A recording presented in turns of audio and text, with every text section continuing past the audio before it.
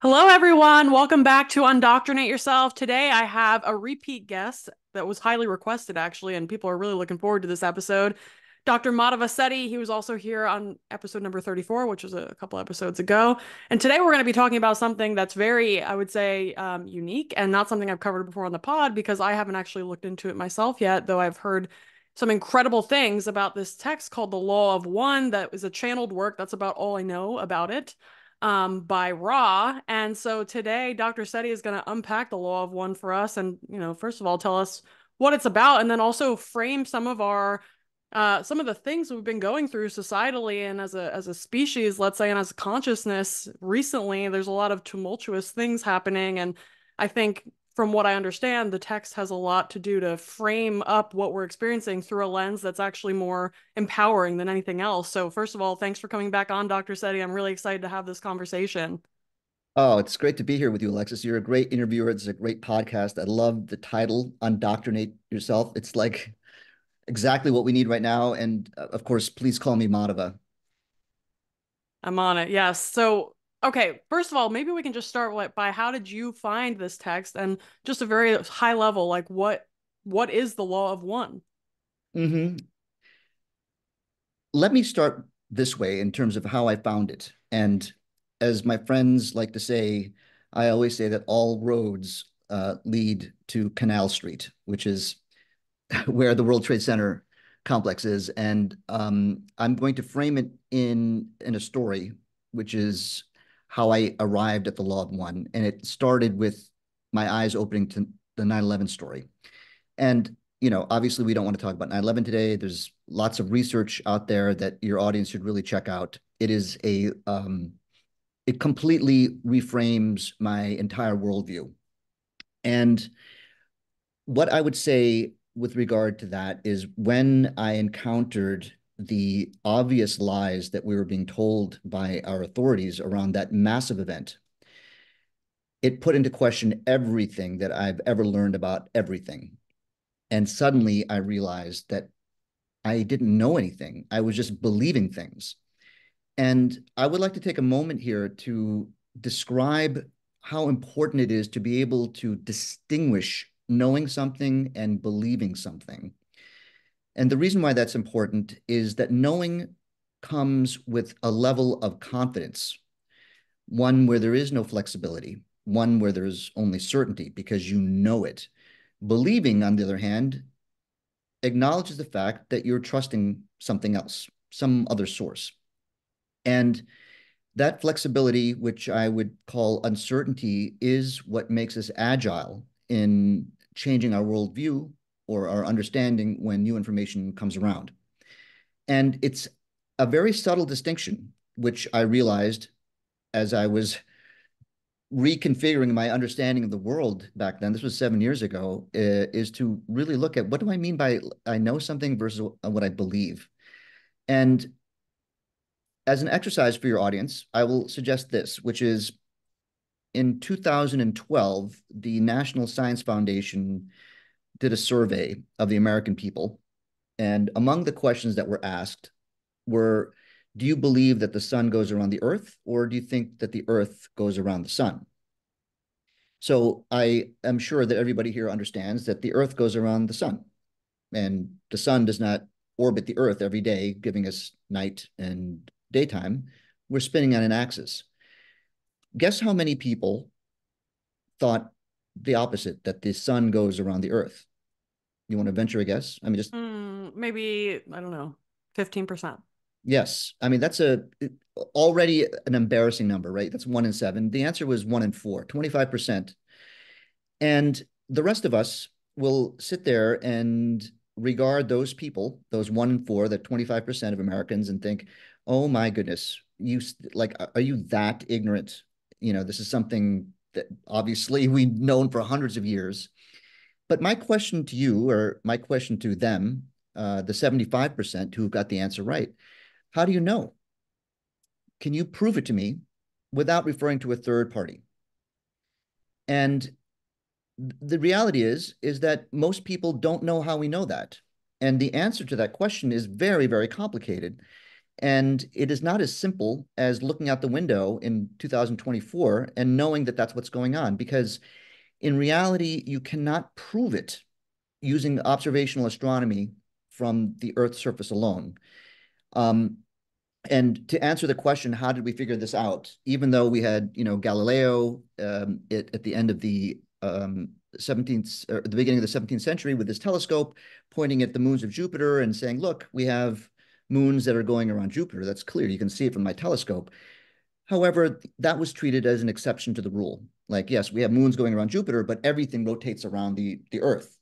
And there is absolutely nothing you can say to counter that argument because you don't know for sure. Because all of those things up in the sky could be doing that in a very complicated way. So, how did we figure out? It turns out that Galileo died under house arrest because he refused to recant his idea. And the world did not shift in terms of our understanding until 50 years later when a breakthrough occurred through the work of Sir Isaac Newton, who then described how we can reliably predict how objects with mass move. And once that became accepted as the way things are, the church had to recant their story because they could not explain these crazy motions and loops that our planets were making to give us retrograde motion and all of these, complicated movements that would have to be present in order to come up with a Earth-centered or geocentric solar system. So anyway, that's an aside. But my point here is that examine the fact. If you didn't know that, I would say up to this point, you've just been believing that the sun is in the center of the solar system. You didn't know it. And that's a very important point to begin with. So at that point in 2017, where I opened my eyes to 9/11, I started to question everything. I mean, like everything. And this offered an open door to look at things that, many people would call pseudoscience or, like paranormal stuff and religion and astrology, all of these things we just sort of discount as scientists as being fanciful. Obviously, there's how can our celestial bodies, for example, control or dictate our lives, right? That seems ridiculous, and I understand why that is. And, that again is potentially a misconception of what astrology means. What if astrology really is actually the clockwork by which a civilization progresses in a very, very, uh, I would say, strict way? We don't know the answer to that question. But once again, we're left with uncertainty, which is something we need to embrace. So from there, I became interested in extraterrestrials and UFOs and things like that. And I found that I had no idea of how much evidence there is of an extraterrestrial presence on the planet. And you can go and look at many, many different things. And obviously, there's distortion coming from our authorities. There's no question that they've been hiding something. And what that is, we don't know. But we're also making a mistake when we just say, oh, everything they say is just a lie. So UFOs must be false because they're now, disclosing the fact that there may be things out there. So we shouldn't believe anything they're saying. On the other hand, like every big lie or big kind of distortion that we've been given, the reason why it resonates and we believe it to be true is that there is elements of truth in the story mixed in with mendacity. So we have to be very, very discerning when we decide that we are going to reject out of hand something. And that's, another pointer for anyone who's interested in improving discernment. So I'm going to say something about astrology because this is all sort of tied together because um, we are talking about an age of Aquarius. Perhaps we've all heard of this, right? And what does that mean? Well, astrologically, what they're saying, and I'm not an astrologer, but I've opened my mind to understanding or considering what they've been saying, is that in this new time, the individual is going to be responsible for knowing themselves or knowing for themselves. as opposed to listening to institutions, whether that be scientific or religious, to tell you what the truth is. This is kind of a major, major breakthrough in our society. And whether or not the astrologers are full of it or not, I would say that most of us here would probably say, well, gosh, that certainly seems like that's the case right now because we don't know who to trust. Even our most trusted institutions, scientific institutions, cannot be trusted 100%. So, and then that leaves you with a very, very precarious situation, which is how do you know what's going on then if you can't trust anyone? And especially the so-called free press, which we understand is extremely controlled. Hopefully, I hope COVID taught us about what's the state of uh, the state of reality with regards to the press and institutions like the Gray Lady, the New York Times, the Washington Post. I mean, they're being caught up in lies right now, left and right. And they don't prevaricate everything, but they tell us something and then they throw in stuff that isn't true as well. So we're stuck. And I would suggest that if you believe that you cannot know for yourself, then we are very, very screwed because that's all we have. And that's been my main focus of my writing. It's about cultivating intuition about things. And in order to access your intuition, the first thing you have to do is get rid of all of your biases first. And I understood 7 years ago that I was completely biased. You know, I, every Saturday we would listen to NPR and do the puzzles. Wait, wait, don't tell me, right? Which is sort of a news show, and I'd get everything right because I listened to NPR and I knew all the answers, so I must know what's going on, not knowing that those guys are not necessarily telling us the truth about things, right? So anyway, I would just like to start by saying that it was an enormous catalyst for awakening, just the 9/11 story, because now I started to look at things in a much more interesting way, or an open way, knowing that I didn't know. I just was believing. So, um, so we're now entering the age of Aquarius. And look, I know we're going to get to the love one, which is very, very interesting. But these are the kinds of things that I was really mulling over. Like, what is an age, for example? What is an astrological age? Like, do we understand what that is? And I would suggest that most people don't know what that is.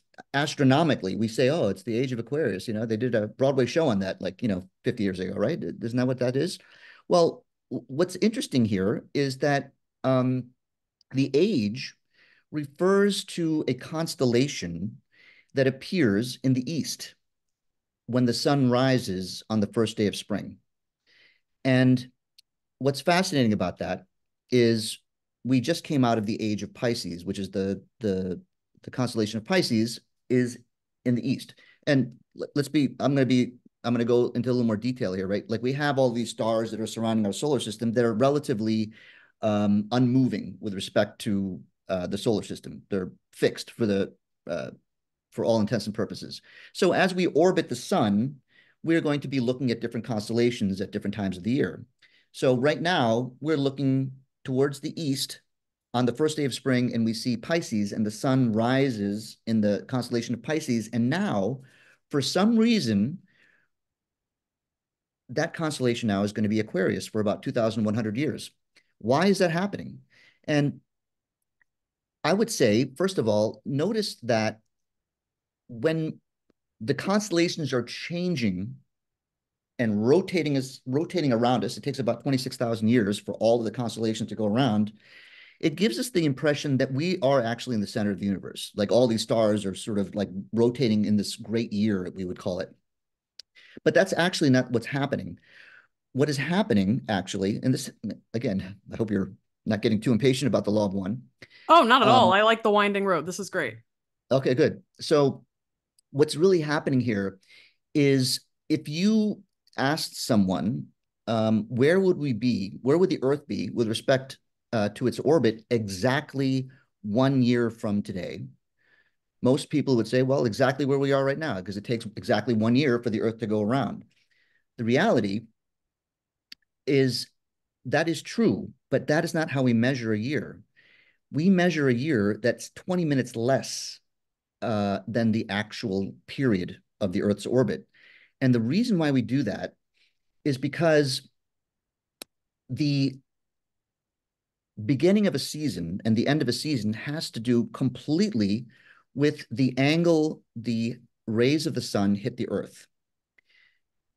And the first day of spring is a day where the amount of sunlight in the amount of sunlight is equal to the amount of nighttime. So we have exactly 12 hours, or in a couple minutes, or whatever that is. That is the first day of spring. Now, the issue here is that the Earth is rotating on its axis, and that axis is wobbly.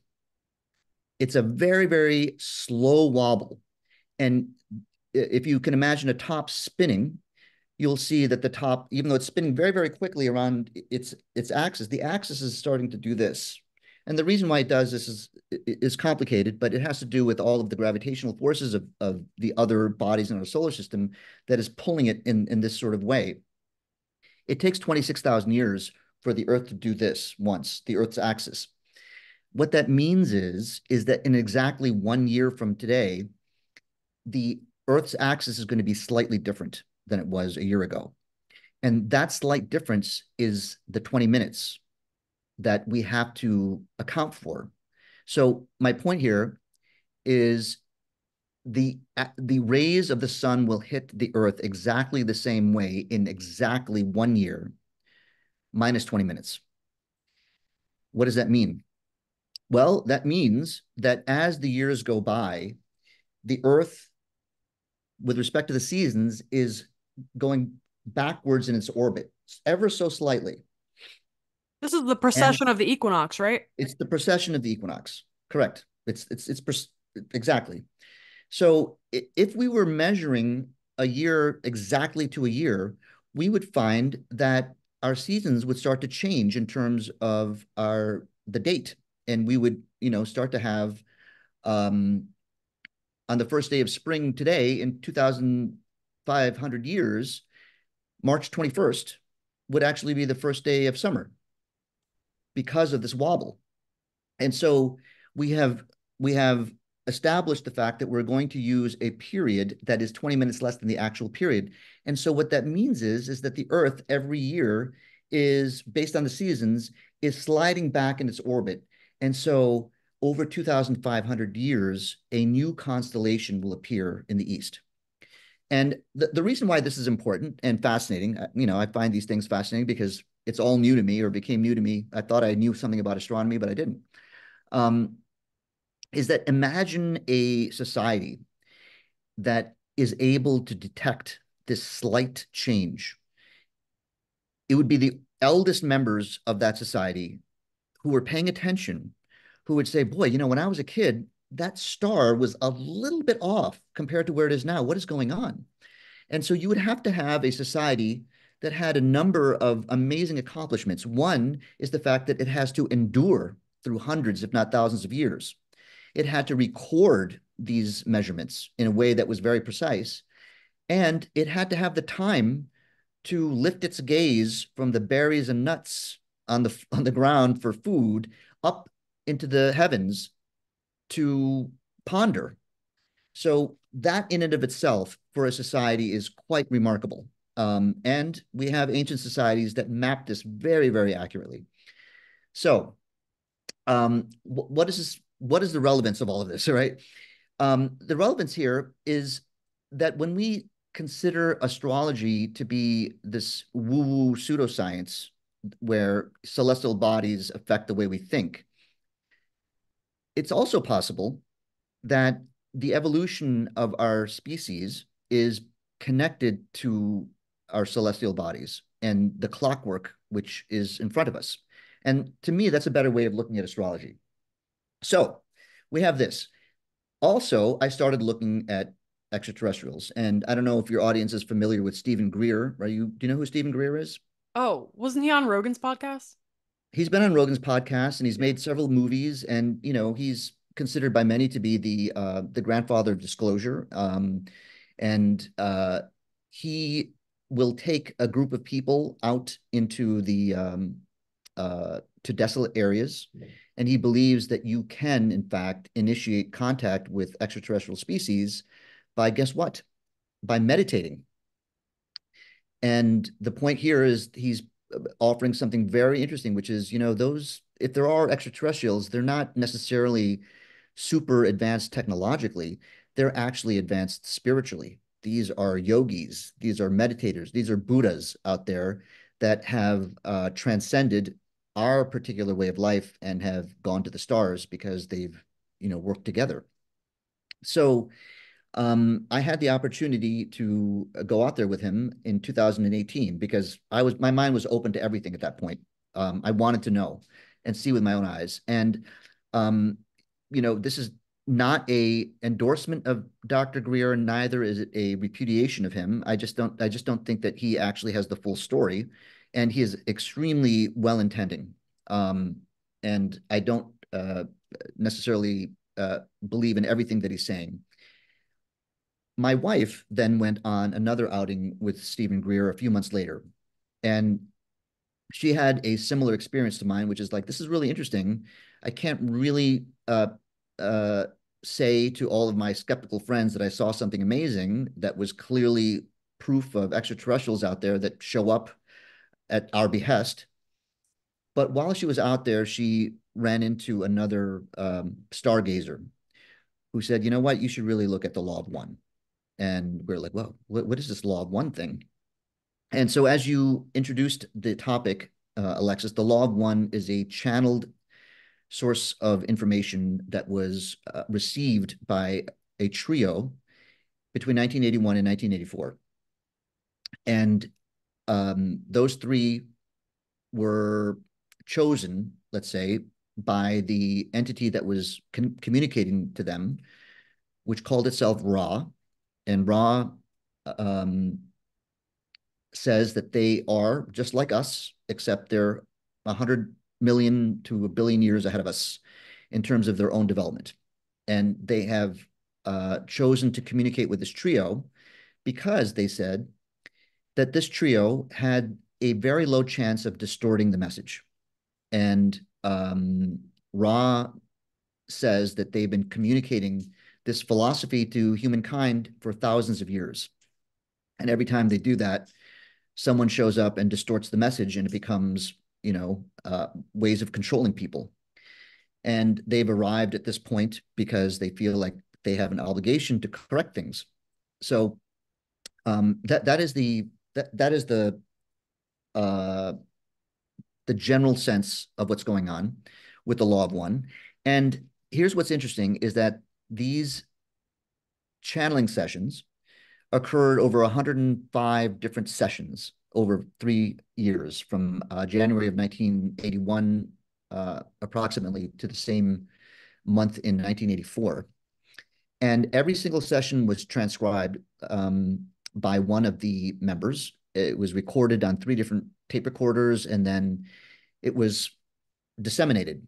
And the fascinating thing about this body of information is that there were 3 participants and 3 only. One acted as the channel. Her name was Carla Ruckart, and she was a devoted Christian, and she was particularly adept at entering a trance state. Now, she provided a two-way channel of communication between Ra, who said that they were speaking as a collective voice of an entire civilization. In their existence, they no longer have to take physical form. They exist as energy and knowledge, and they share all the same ideas and thoughts. And they were speaking through Carla to Don Elkins, who was originally a pilot for Eastern Airlines. And when he was younger as a pilot, he saw a UFO, and I believe he saw 2. And that sent him on a quest to figure out what was going on. He was a very, very thoughtful and kind human being, and very smart. He was also a professor of physics.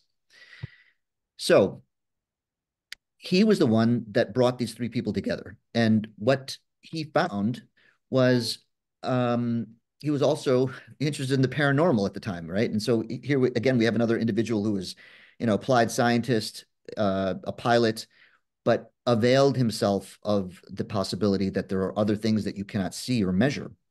which I think is an enormous boon and talent of any, I would say, legitimate researcher, is you have to realize that you don't know everything. And it's not so wise to discount things that you can't measure.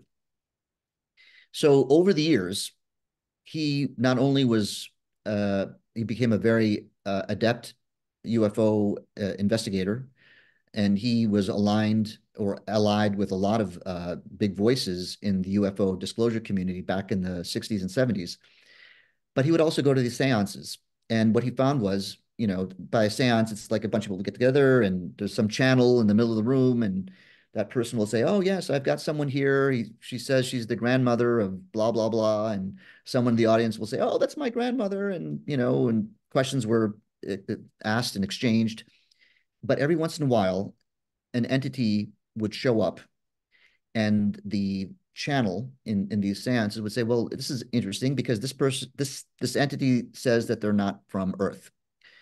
And that was sort of a something that dawned on Don Elkins, and he thought, "Oh my God, maybe they're communicating telepathically, not simply showing up in the sky in these spaceships that do crazy things." And so he spent decades trying to bring together people to attempt to make contact telepathically. And it was at that time where Carla and Don and the third person, whose name is Jim McCarty, made contact with Ra. And right away, they were like, "Holy cow, this is the real deal. This is really amazing." And what I would like to say is, what's fascinating here is that Don Elkins was uh, a physicist, a pilot, had a strong grasp of physics and history, and he was able to ask questions, and the answers would come back, and the answers that did come back were just so elegant and beautiful, and you have to read it for yourself to at least allow it to sink in that, boy, that kind of response to that question doesn't seem like it came from a human mind. It's almost impossible to suggest that, oh, these three people just made these responses up and they're trying to fool us. Don also was extremely, extremely thoughtful in his questioning. And not only did he ask about human history and where we've been and characters in our collective history, he asked very, very specific questions about what is the nature of light, and what is the proper number of dimensions used to properly define space-time? Are we making mistakes? Why haven't we uh, gotten further in our space exploration? And the answers will just blow you away. So let me stop there before I go on. Wow, yeah. What do you have to say about This is so good. I actually maybe worth mentioning here for some context. Like I've always been very open to everything basically. I don't know why that is exactly, but what I can offer there as a little tidbit is that I grew up in a home raised by a mother who spoke in tongues. She was a devout Christian, and she would get into these meditative states and start speaking any number of languages, really. Could have been anything. And she didn't take classes or anything for that. It was just her own spiritual practice. So I feel like that was very formative in a certain way. Like there's something to this stuff. And like also I've had the experience, even just like public speaking, where I'm like, it feels almost like channeling, where like I feel like I'm zoomed out and I'm literally watching myself speak from, just getting information from somewhere. And I feel like that's not totally uncommon. It's just that a lot of people will chalk it up to something in the rational mind versus something that could be, more not paranormal, but like supernatural or just beyond what the mechanistic reductionist science will tell you. And also with regards to astrology, so I took a training earlier this year in astroherbalism. It was like 250 hours, and I really liked the way they like framed it. It was through the School of Evolutionary Herbalism, basically looking at astrology as like a series of archetypes that are expressed within all beings to a certain extent, that basically, was interpreted through the lens of seasons. And so like Aries, for example, being a cardinal fire sign, well, that's the beginning of spring. that's when warmth and fire is coming back into nature. And so when the signs were assigned, let's say, that had to do a lot with alchemy and just an observation of the seasons and the energetic qualities of each season. So, like cardinal fire being Aries, the first sign, warmth coming back in, fixed earth, Taurus is the middle of spring. The fixed signs are always in the middle of the season. Fixed because, earth is kind of becoming this beautiful, like in blossom, like a lot of things are becoming manifest in the spring because there's so much vitality and moisture and heat coming from the sun as well that's coming back into our ecosystems. And then we can go to Gemini, which would be mutable air, which is the mutable signs are moving between seasons. And essentially we're getting this movement into summertime and this like transitory um, energy. And I feel like it's really helpful to think about like the energetic qualities of each season and how that relates to the expression of each sign. And I think it makes a ton of sense when we think about it in that way. And just kind of puts some language to it. Because I think a lot of people, when they think of astrology, they think it's just like pulled out of somebody's ass, but it's actually rooted in observations that our ancestors made about certain times of year, certain seasons, like different qualities of people born in certain seasons. And this was further kind of put together for me when I started studying human design, which was also a channeled work, which was also channeled during the 80s, but I don't remember if it was 81 to 84. This guy, Krakauer is his last name, but he channeled this work over the course of like 8 days. And he described it as all of the water being siphoned from his body and then put back into him with the information. And it was like Mm. absolutely excruciating. And he barely survived it, he said, but was also very interesting with respect to quantum biology, which I'm really into studying right now, and how we're beginning to understand that water has this immense capacity to hold information like beyond what we could even fathom. So like I had a bunch of dots connecting when I first learned that. And also interestingly, he said that that information for the human design program was channeled into multiple people around the world, but like most of them didn't survive it. And he found like a couple people in insane asylums that got the same information, but they weren't able to integrate it in the way that he was for whatever reason. So they ended up being institutionalized. But anyway, that's just to say, in human design, he describes from this channeled work that neutrinos are the major mechanism by which we're influenced by the celestial bodies. And even modern physics will tell you that like 70% of the neutrino streams that are interacting with Earth come from the sun. We also know that the sun is a major influence on, like in astrology, we could say like the sun is ruling like kind of your life path, your cardiovascular system, your heart, Mhm. basically your vital force.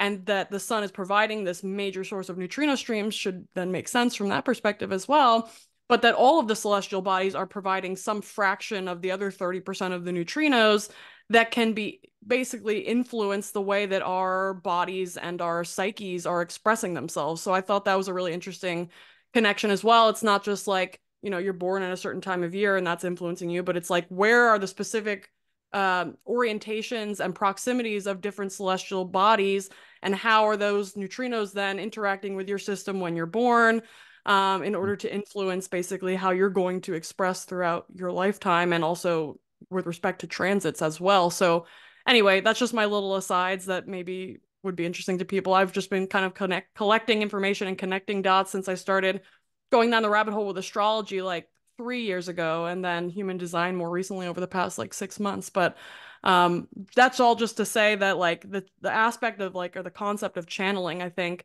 really always resonated with me just because of my early life experiences, but that there's just an immense amount of wisdom that we don't even know like how we're getting access to it. But I think through those meditative states, like you were mentioning, we can make contact with beings or forces or energies that are like beyond what we could conceptualize through the rational mind, let's say. Hmm. Well, my question to you, Alexis, is when you were a young girl and you saw your mother doing that, speaking in tongues, why did you why didn't you just dismiss it as craziness? That's what I'm kind of interested in. Yeah, I mean, I guess it started at such a young age that it felt like normal. Like I I just, see. and she would often do it like in prayer. So, and I feel like she was very adept at that. Like I feel like she had actually proof of work around her prayers that like they were actually doing something. So it Mm, felt just like this is what I didn't know anybody else experienced this or not. It was just like kind of normal in my life.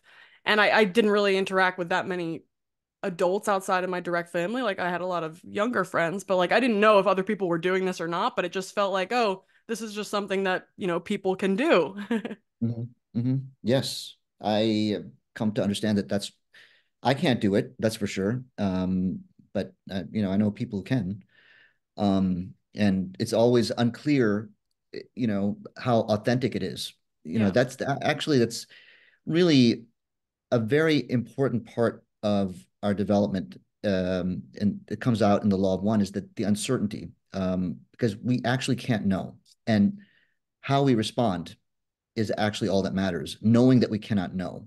Um, so, yeah, I guess while we're on the topic, I'll say um, that if you believe in a doctrine, let's say the Christian doctrine, which is, you uh, first of all do all the right things and treat your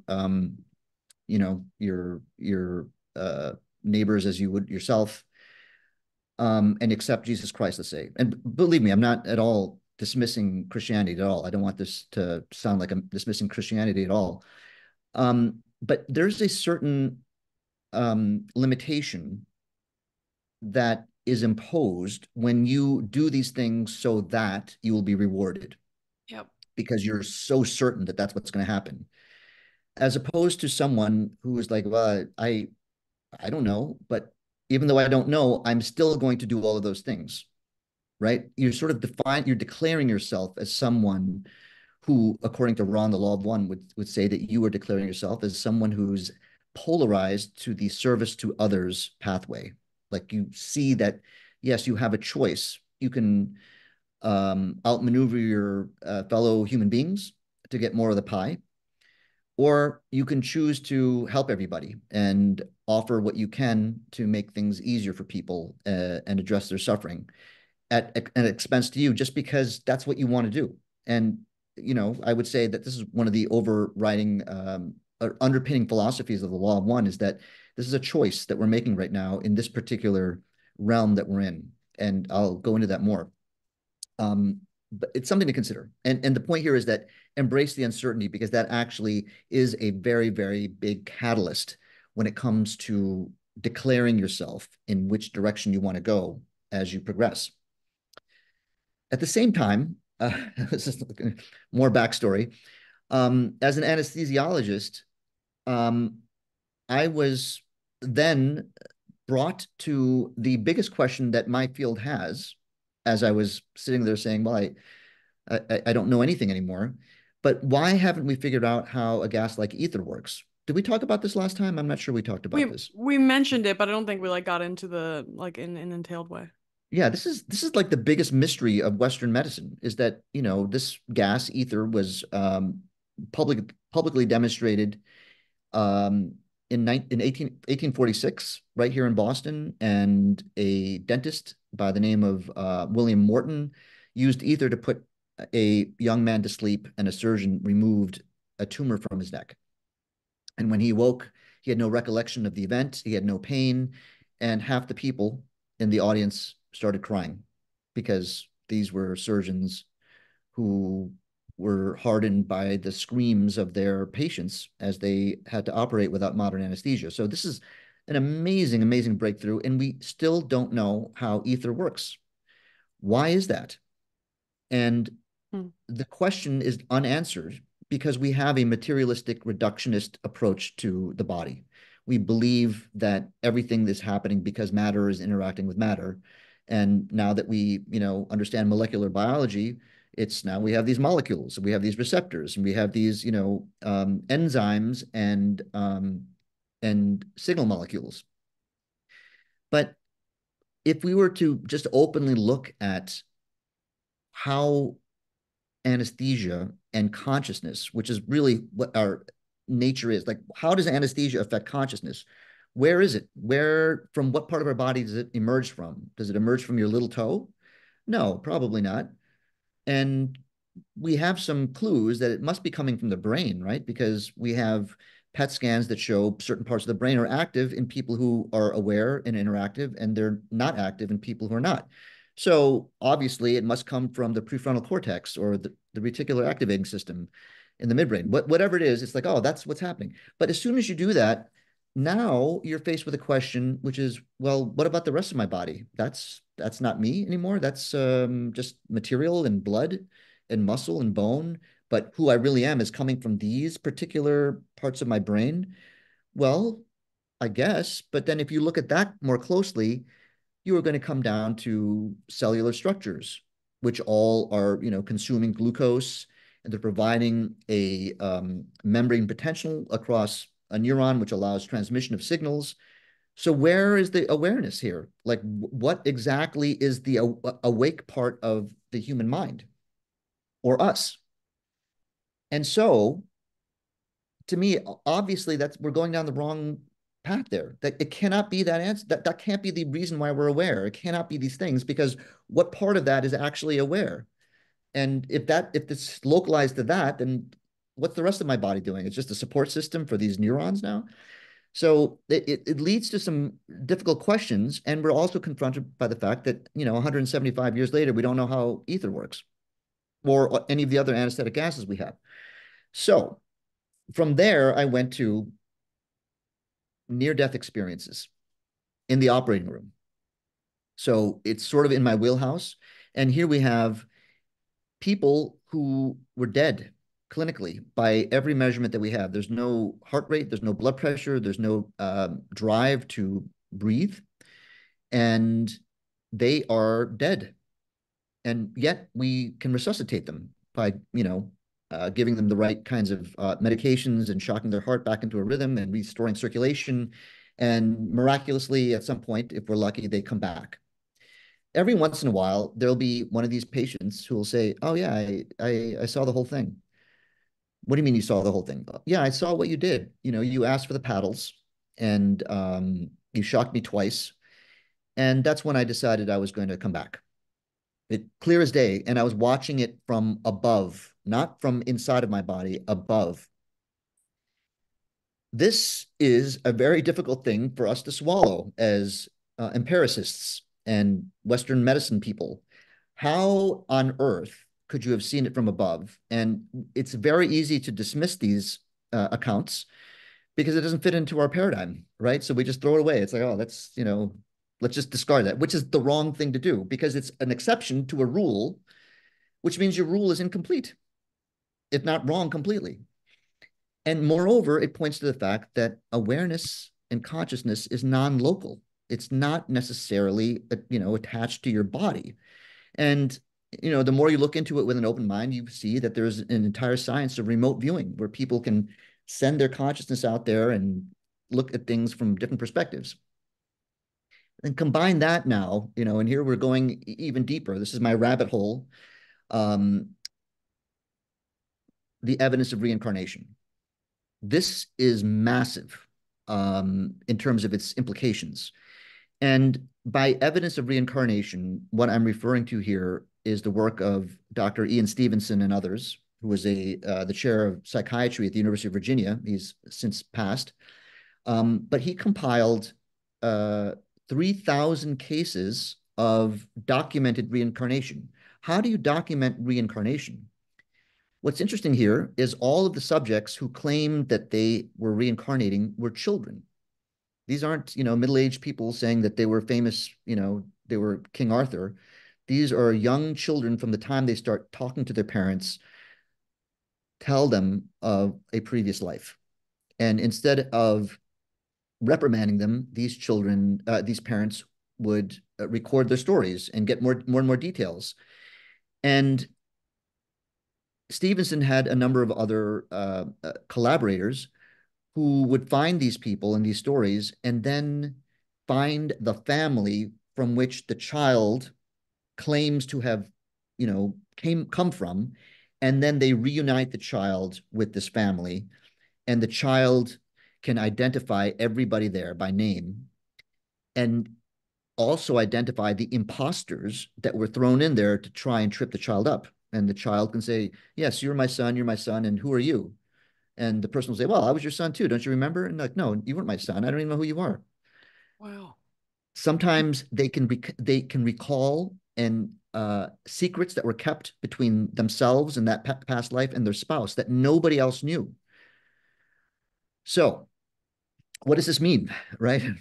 Um, First of all, it means that we're not looking at everything.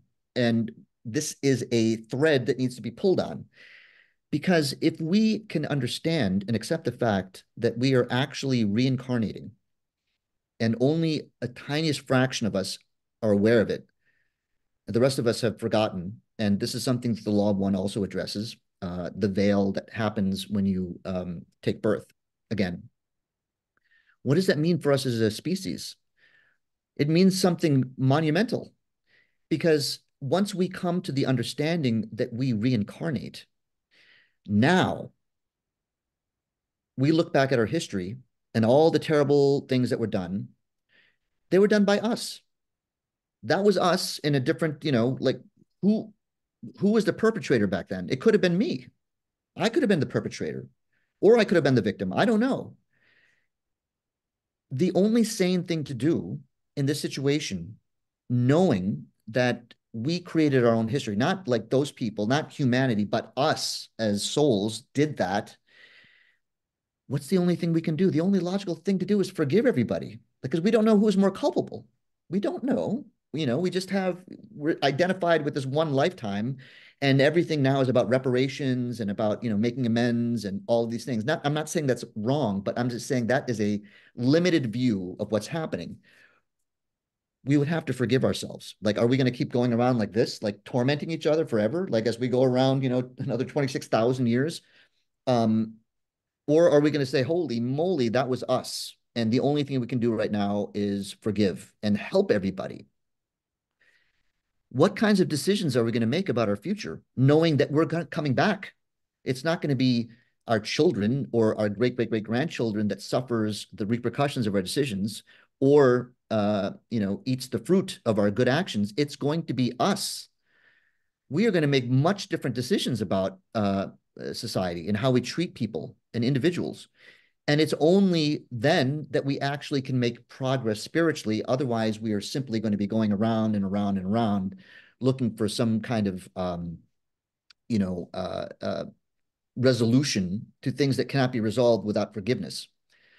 So, so all of these things were sort of coming together, all based upon 9/11, because I was like, holy cow, I have to consider all of these things now.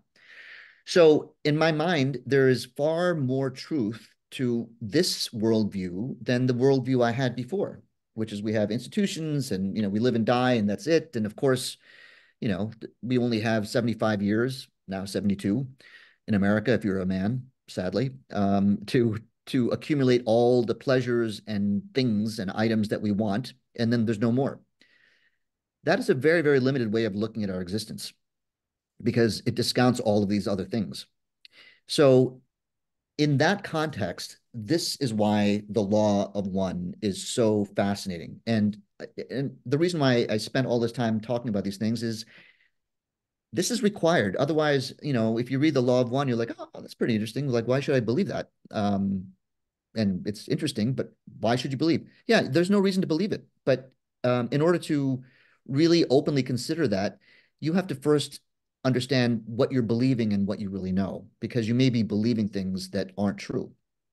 So let me stop there because I've been talking. Anything you want to add there before I go Yeah. on Yeah, I and think on that's and on? also where the intuition piece comes in, like you were alluding to earlier. And I was just on a call with a a client before we hopped on, and he was talking about how he's been integrating, like he's been getting out for the sunrise every day, he's been grounding, he's been like just really being mindful of his light environment and getting enough sun and nature time, and how it's really brought his intuition back online. And he has this like just very visceral sensation of like what is good for him and what is not. And he's like quitting a job that has been draining him for years, and like he's making all these changes in his life. And I had the same experience too when I fell down the quantum biology and light biology rabbit hole last year, April 2023. I was always health conscious before that, but never mindful of like light in particular and like our relationship to sun and nature and how important that is from a health standpoint, but also from like a spiritual health standpoint as well. And like just immediately I had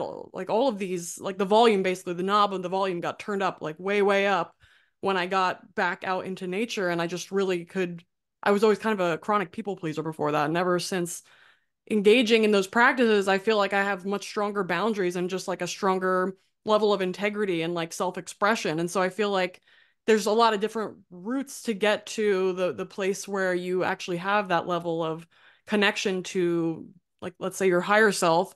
But getting Mhm. into nature is one major one that we can really all access to a certain extent. And I also think that makes sense given the lens of like our ancestors or maybe ancient civilizations that, had this immense reverence for nature and the sun and like all of these practices around it, and Yeah. also an understanding of reincarnation as well. So I think like in ancient Egypt, for example, like they really mapped out the stars really well and like took into consideration the precession of the equinox and had belief systems around reincarnation and actually the sun god Ra, right? And so like I'm really curious the relationship between, well, ancient civilizations and their access to knowledge and where we became disconnected from that, because it seems like we're kind of an outlier, right? I mean, maybe it's an important part of our evolution as souls to go through this period of amnesia where we have to rediscover things consciously and it's not just the baseline, but I think it's just really interesting to think about. Hmm. Hmm. Yeah, yes, it is very interesting to think about, and it's interesting that you bring up Egypt, ancient Egypt, and the disconnection with nature. And here we are in 2024 with this hubris that we are technologically advanced, and we're pushing the limits of what we know, and we've got the Hadron Collider and all of these things, but we can't build the Great Pyramid of Giza. And this is something that should stand out like uh, a reminder that we are looking at a structure that is at least 5,000 years old, perhaps longer, that we can't duplicate.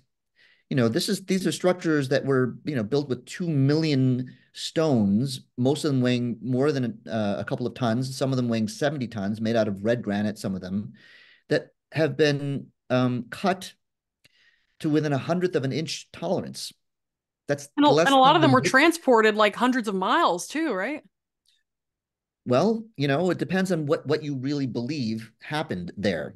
Yeah. And notwithstanding that particular hypothesis, the point is that we can't build it. And if you look at how beautifully this thing was put together, not only is it massive, standing, somewhere around 500 feet tall, but beautifully designed with portals that go into the king's chamber that were cut at very, very precise angles so that looking out you would see some of the key stars in our sky. I mean, how do you do that? How do you, like, we can't do that. And there's been, I think there was a Japanese company that tried to build a miniature pyramid using no equipment, and they couldn't do it. Like 1/15th the size, I believe.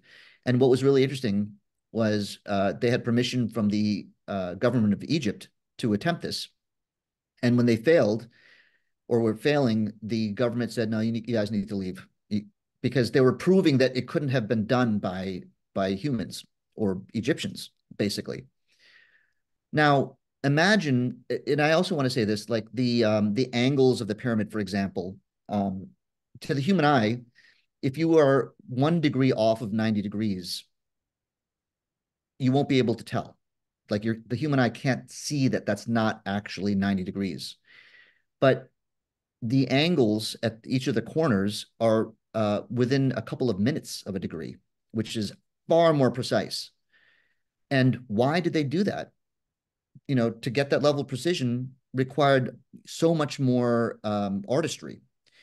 Whoever built it was letting the future generations know that they knew exactly what they were doing. This is not just a pile of stones.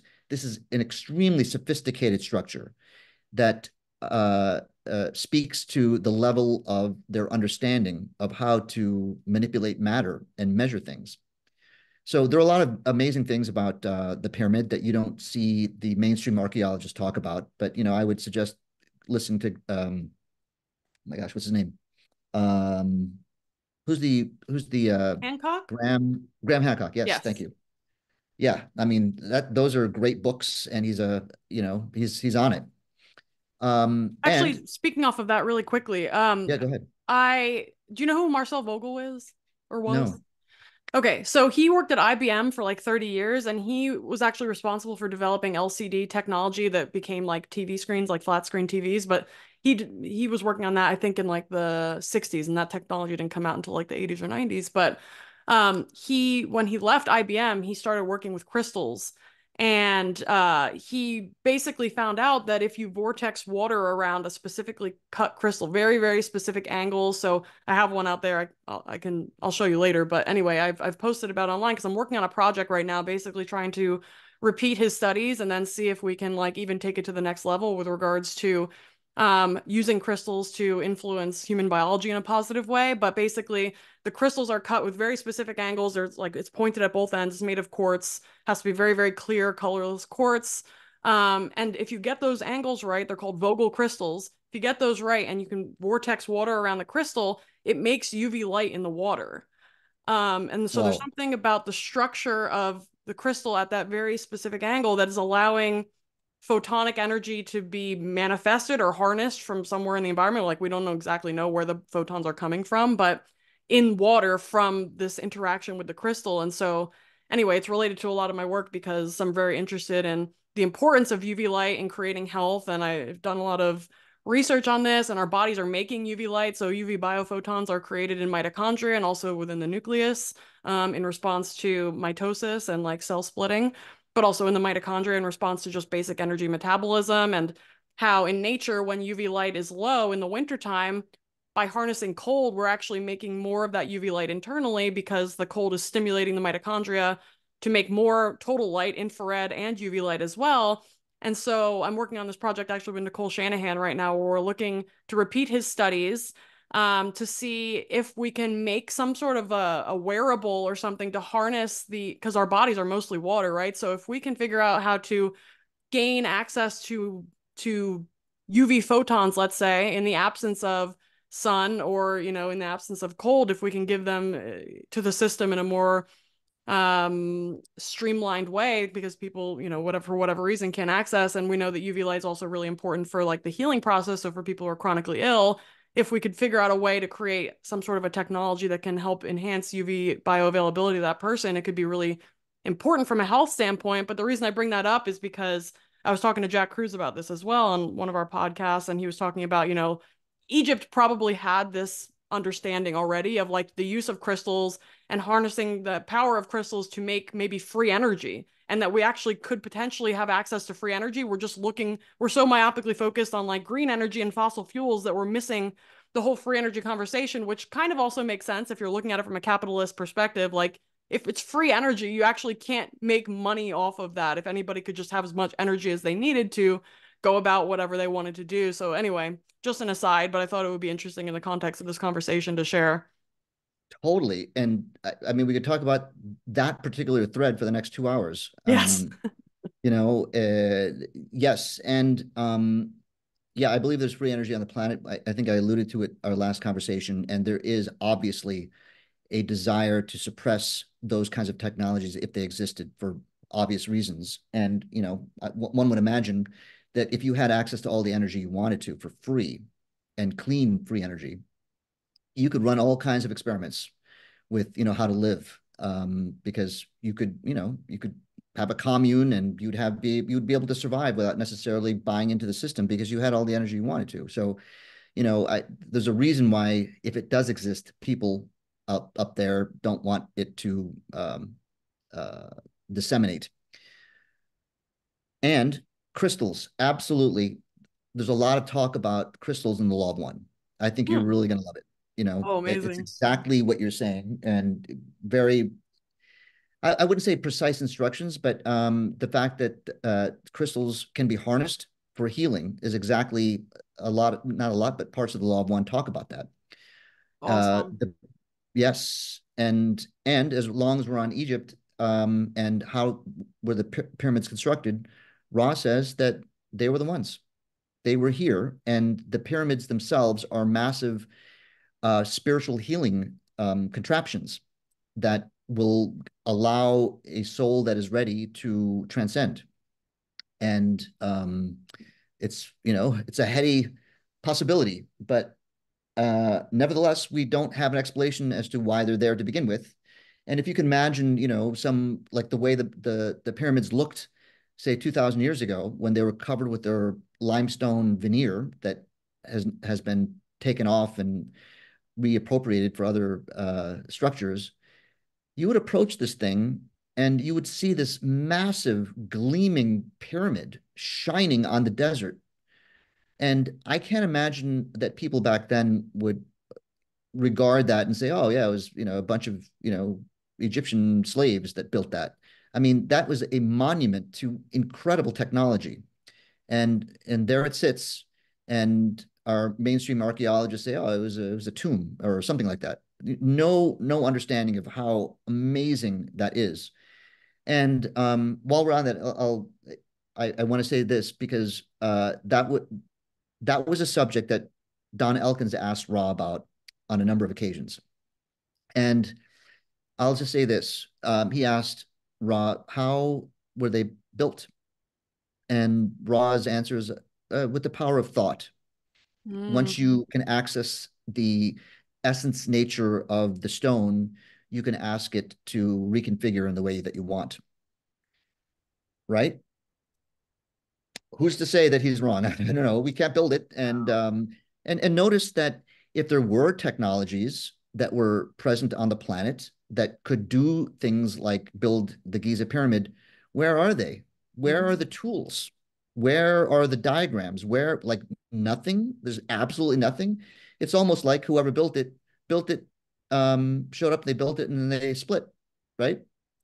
Where do they go? Right. So, I mean, there's very interesting questions about the pyramid. And here's what's even more fascinating. I like these kinds of interesting questions. Don said, well, why are they built out of so many different blocks? Why didn't you just make it out of one chunk of granite if you could do what you're saying? And you know what Ra's answer was? He says, they say, if we did that, there would be no mystery, Wow. right? Because it would be like, of course, it's something beyond us built this. How could we have one piece of granite that is shaped perfectly like that? But because it's built out of separate stones, we are now forced to ponder, I wonder where it came from. And this is a part of what the whole law of one is that you have to be curious. Yeah. You have to, come at it with like, I want to know and I want to be open. You can't sit around and and be half-minded about your pursuit. So they're always trying to instill curiosity. And okay, I think that was enough preamble. Where are we right now, Alexis, with time? I don't even Oh, know. we're out of time. Sorry, guys. No more. Spoilers. Yeah. Cliffhanger. I'll be back next week, same time. Um, yes. So go ahead. Where are we here? Oh, well, yeah, I mean, I was just thinking how important curiosity is in general and how we've been completely drained of our curiosity as like modern humans. I mean, obviously not all of us, but for the most part, Western humans are just told to defer everything to some expert or authority figure and like you just listen to what they say and that's that. You don't question it, you don't get curious about if there's other possibilities. It's just Mhm. like, just complete disempowerment, let's say. And I also think that's Mhm. interesting from the human design perspective too. We're just coming, I think I might have mentioned this last episode too, but we're coming to the end of this epoch that 415 years we've been in this collective epoch, which is all about creating institutions and deferring to authority figures and the collective, like being a collective unit and being like sacrificial to the individual in that way. But we're moving into this next epoch in 2027 that is an individual era, which is it's the keynote of empowerment. So it's all about empowerment of the individual to be the creator of one's own life and one's own dream and not catering to the collective in that way. So I mean, I feel like we already can see that shift happening where people are, like you mentioned in the beginning, waking up to the major corruption and how nothing in the institutions can be trusted blindly. And it never should have to begin with. It was kind of an illusion to begin with, and it got us to where we are now. But now it's time we're like graduating into this next era where we can now, in this age of information, begin to formulate our own worldviews and not just regurgitate what we're hearing elsewhere And that is ultimately empowerment and also decentralization, which is what Jack Kruse talks all about. I really think the power of the individual is inherently decentralized, because then Mm-hmm. also you can come up with interesting ideas and technologies, and based off of proof of work, if it actually works and does what it's supposed to do and improves quality of life, it's going to succeed, which Yep. we've kind of just gotten completely rid of proof of work in our current society, because it's like we're just told what to do even if it's not working. Like, I think our approach to cancer therapies is awful, like with the chemotherapies and the radiation, and we're literally poisoning bodies in order to kill cancer, not understanding that, like, one, we're creating the probability of more cancers later, and we're just completely missing the point of why the tumor was there to begin with. And I think in the age of empowerment and proof of work and decentralization, we'll finally come to some solutions where it's like, oh, we actually really understand where we were going wrong and why this was happening to begin with, and then we can just avoid the issue altogether for the most part. Mm-hmm. Yeah. Boy, that's a key concept. I really think that you're hitting on something very important with regards to decentralization, because coming up with the answers ourselves and not trusting institutions is you're eliminating the arbiter of truth, which is the institutions, and they're showing us right now that they can't be trusted. And so we come to an understanding individually, and we can help each other. But you have no one coming at you saying you have to believe this. You've got to figure it out yourself, which is very, very similar to blockchain technology, right? Yes. We're eliminating the arbiter of the transaction, and we're letting the collective validate a transaction. And that is actually the answer, the best answer that we have on the planet right now. So we have to consider this very, very closely. But it's the decentralization that's extremely important. And it's part of the new epoch, as you would call it, or if you astrology, the age of Aquarius. Um, so this is what I'd like to say. So I'm going to read you a little section from the very first channeling of Ra in the Law of One, where Ra describes what is the Law of One in their own words. Excuse me.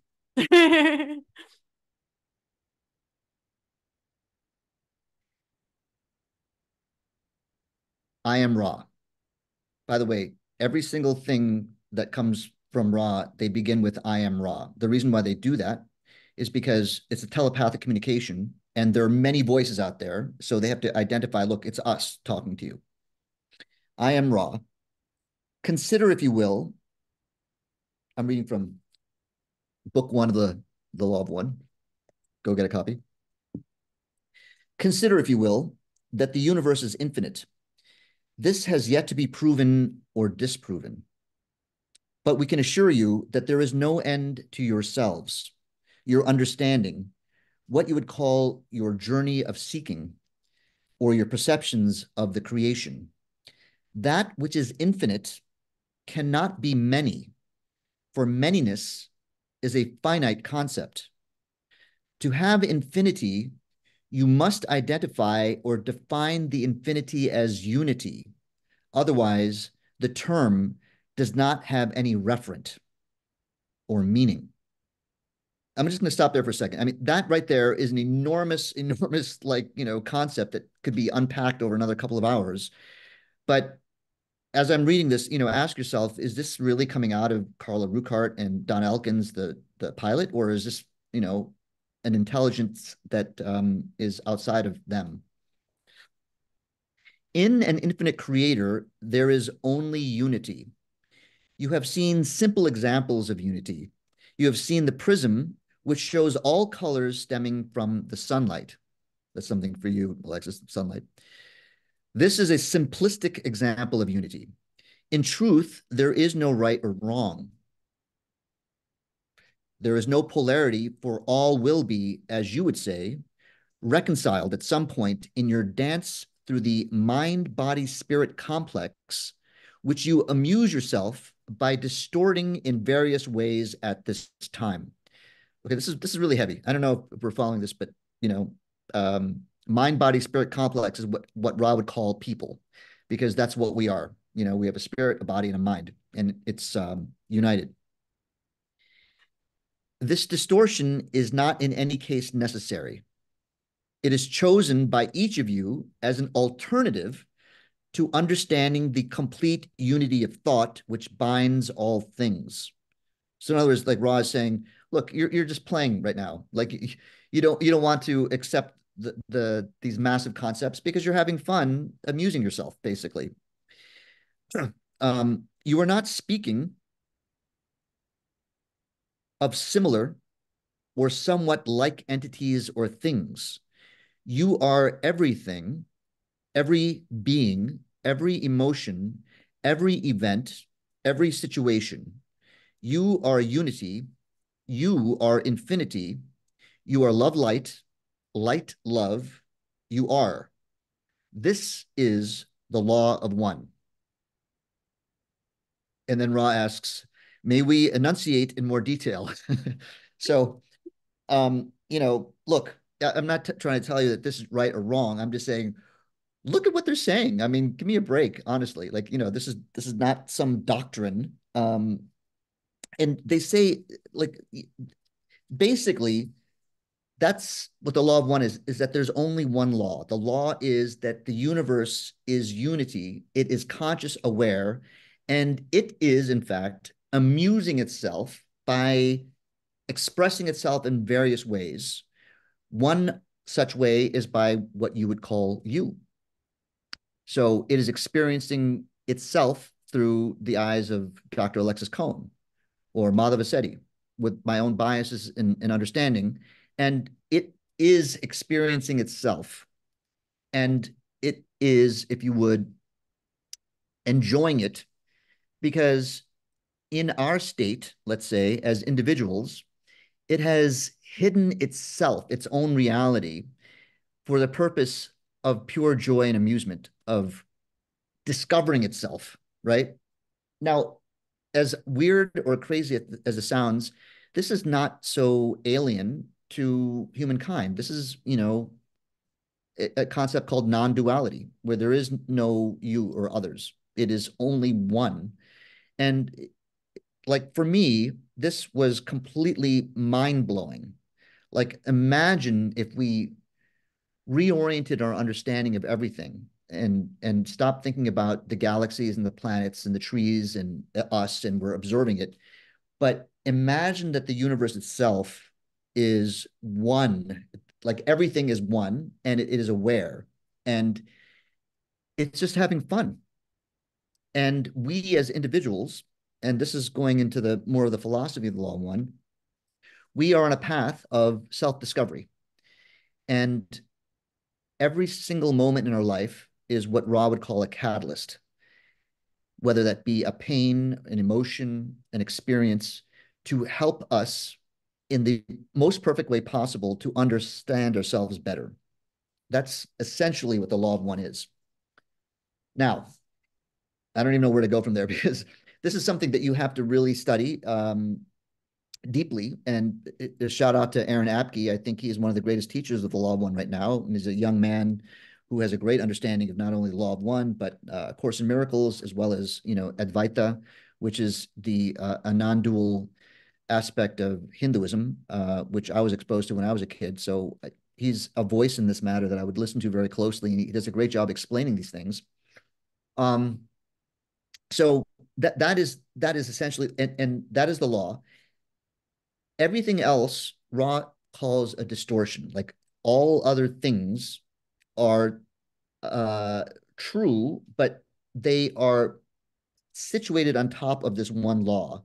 And the very first distortion is the law of free will, which is we all have, our nature is free. That is our true nature. Now, here is what's really interesting. Did I read this part? Did you catch this? In truth, there is no right or wrong. I don't Yeah. know if you It made caught me that, think of right? the Bible, that part of the Bible where it's like, God create the good and the evil. I create all these things. Mm-hmm. Yeah. Well, here's what's really interesting is the idea that there's no right or wrong is usually is very off-putting to most people because we all want to say, well, of course there's wrong. There's so much evil on the planet. But the law of one says, look, how can there be right or wrong? Or how can there be a victim or perpetrator, truly, if everything is one? How could there be that? Because if everyone ultimately is one, then there is no ultimate victim and perpetrator. Of course, people are victimized. Don't get me wrong. But ultimately, it's the one creator that's expressing itself in this way. So that is a very difficult concept for people to accept because we're so used to thinking that we must fight evil. But according to Ra, um, all views are accepted there because it's free. You're free to choose what you want to do. That doesn't mean there won't be any repercussions if you impinge on someone else's freedom, whether that by killing them or imprisoning them or forcing them into your way of thinking. And what Ra is saying here in the Law of One, this is a foundational principle, is in order to really get your head around this concept, you have to consider the evolution of consciousness, not just on the planet, but in the universe. And everything is expressing consciousness at some level of granularity. And what I would say here is a rock is conscious, but very, very unconscious compared to human beings.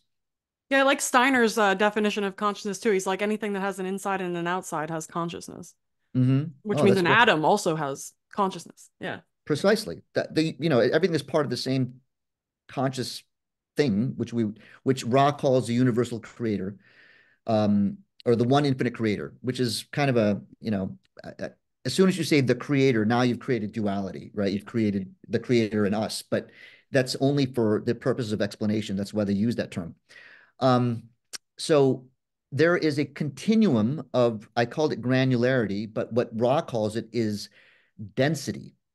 In other words, consciousness, as it grows in density, becomes more and more aware.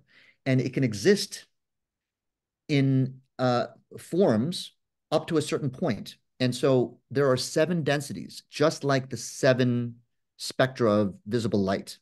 There and the seven chakras of our energy system. It's all based on the same sort of pattern. Although it's continuous, there are discrete jumps that you make. And Ra says that we are, as human beings, we're clearly at the top of the food chain on this planet. And, everything is in our dominion, as they say, but we're only at the third density. There are four densities beyond us, which we cannot see and perceive with our gross means of measurement.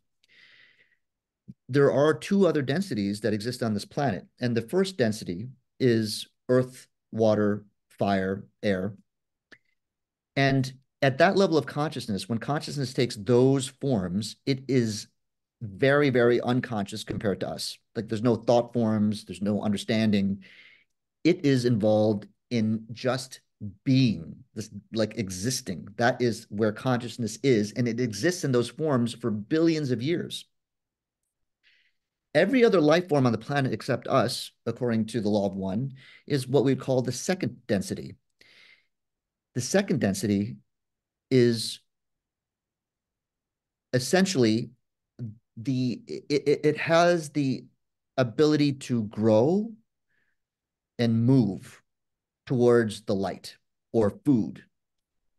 That's what constitutes the second density. It doesn't matter if it's a protozoa or an elephant. Something happens in the human form. This is the third density where we are, which is we acquire the understanding of self versus not self. Like you create this construct of me, which is, and I'm not saying that I would say that like pets and animals who are very intelligent are getting there. I'm not That's what I was saying that they just have gonna that. say. I was gonna say, like, I feel like the domestication process is like drawing up the density towards third. Yes. Oh How my it God, that seems. is such a brilliant insight. That's exactly just like we are influencing the second density creatures to come, in Yes. this move. It's always moving upward. We're always growing. We are bringing them over. Like when you love your pet, it's going to start creating a sense of self. It's like, oh my God, this human that feeds me loves me, and I love it back. And we are setting it up for an incarnation in the third density. Mm. This is what the higher densities like Ra are doing for us. They're trying to bring us along. It's like, look, I'm going to give you some understanding here to help you figure this out. It almost seems like in order to make that leap that there's some basic need that needs to be met because then you have consciousness freed up to do other things. Like if you don't have to worry about where your food's coming from and where your shelter's coming from, then you have this potential to like evolve, let's say. Yep. Correct. Yeah. Yes. And so the evolution is in how you wish to polarize in the third density, because you can regard like as soon as you acquire the idea of self, how do you regard everything else? Do you regard it as separate from you and whose feelings and emotions and pain really are not your consideration because you're you and they're them? Or do you regard them as, oh my God, they're just like me and we need to help each other? Both are reasonable choices to make. There is no punishment for choosing, I'm going to screw everybody over. And, it's hard for us to accept. But in the grand scheme, this is a choice that we must make. And here's a very interesting point that comes out in the Law of One. Ra is saying that when you die, unless you have committed to a path, whether that be service to others or service to self, if you have not committed with a certain level of intensity, you're just going to come back again until you commit to something.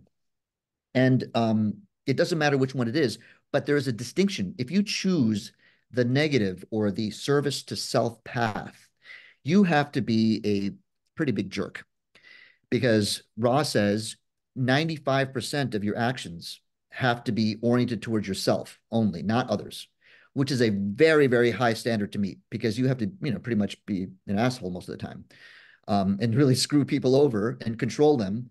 And there are, as Ra says in these discussions with Don Elkins, characters in our past that have graduated in the negative path, like Rasputin and Genghis Khan. And Ra talks about what happened to their soul. Where are they now?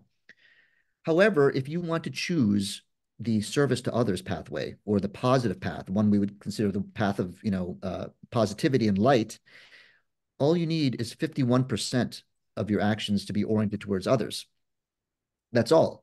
But most of us, we go through life and we give the Salvation Army and then we screw over our friends at work because we don't want to pay for their stuff. So I'm making generalizations, but we're just vacillating all the time. We have not committed to one path or the other, which is a very, very interesting. Yeah. I've never heard anyone say it like that, but that's what they're saying. So the negative path is very hard to meet and to graduate. And what happens next? Let's say you graduate into the fourth density. What is the fourth density like? This is what's so fascinating, which is in this environment right now, Ross says that the third density human experience, let's say, has a tremendous amount of catalyst. And that's a nice way of saying a lot of pain and a lot of joy and a lot of immense stimulation. And it's very, very hard to endure.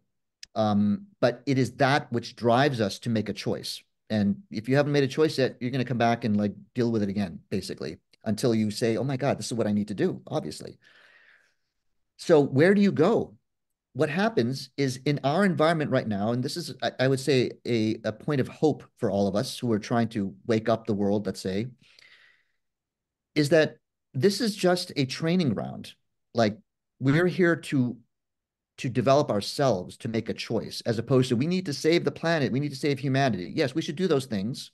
I'm not saying we should, destroy the environment, but I'm just saying let's step away from the entire picture as this, existential threat that we're under. We're going to survive. The Earth is also aware and conscious. It's evolving, and we are going to evolve. But we're here to figure out how to do this correctly. And what's interesting here is that without the assholes out there, can I say that on your podcast? The Yes, service to self, jerks, they're providing us with a tremendous amount of catalyst. Without them, we'd be just sort of going, well, everything is pretty good and everyone's treating each other easily, okay. But when you have those kinds of forces out there that we're starting to define right now, especially on your podcast, and the work that I'm doing is exposing, everything that's going on the planet. These are the negative forces that are on the planet that we are um, working out our own chops with. Like, how do we confront these powers without giving into them and without feeling the need to destroy them either? And this is where, movements like, health freedom, for example, or the 9/11 truth movement, we're kind of losing it because we're so angry at the other side. And I understand why we're angry, but how are we going to, it's jujitsu. How do we protect our own sovereignty without necessarily being angry and bringing up negative low energy vibrations in our mind? This is going to be necessary for us as individuals, which is why the law of one is very, very interesting to sort of help you along with our struggle. So the question is, where do you go? Let us say that you are of fourth, you were about to graduate into a negatively in the negative path. Like, where did Genghis Khan go? Well, Ra says that Genghis Khan is now in a fourth density negative social memory complex. What does he mean by that? A social memory complex is one where all the members of the society are oriented on the same path. There are civilizations out there that are oriented in towards a path of conquest, of controlling others.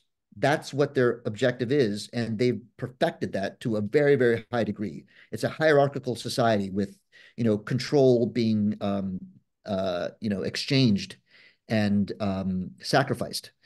It's a competitive, highly competitive environment, and they've come together with a collective understanding, like that's what we need to do to progress. What about the ones that, graduate into a fourth density positive? Now you are in a society that is positively oriented. Everyone is into helping each other. It's all about love. And your main, raison d'etre is to help each other. And you're looking for ways to serve at a very, very, very deep level, like totally committed to that. And I'll say this about this. Like Don Elkins asks Ra, like, what is the food like in fourth density positive? Like, what are you eating? Like, because I enjoy my food. And I'm not sure exactly what Roz says, but Roz says, like, yeah, but the fourth density positive people, they look at that as uninteresting. Why? It's because they see that as a distraction from helping other people. It's something that they have to do to nourish their physical body. And it's like, okay, let's get back to helping people. So that is the level of commitment to service to others that exists in fourth density positive social memory complexes.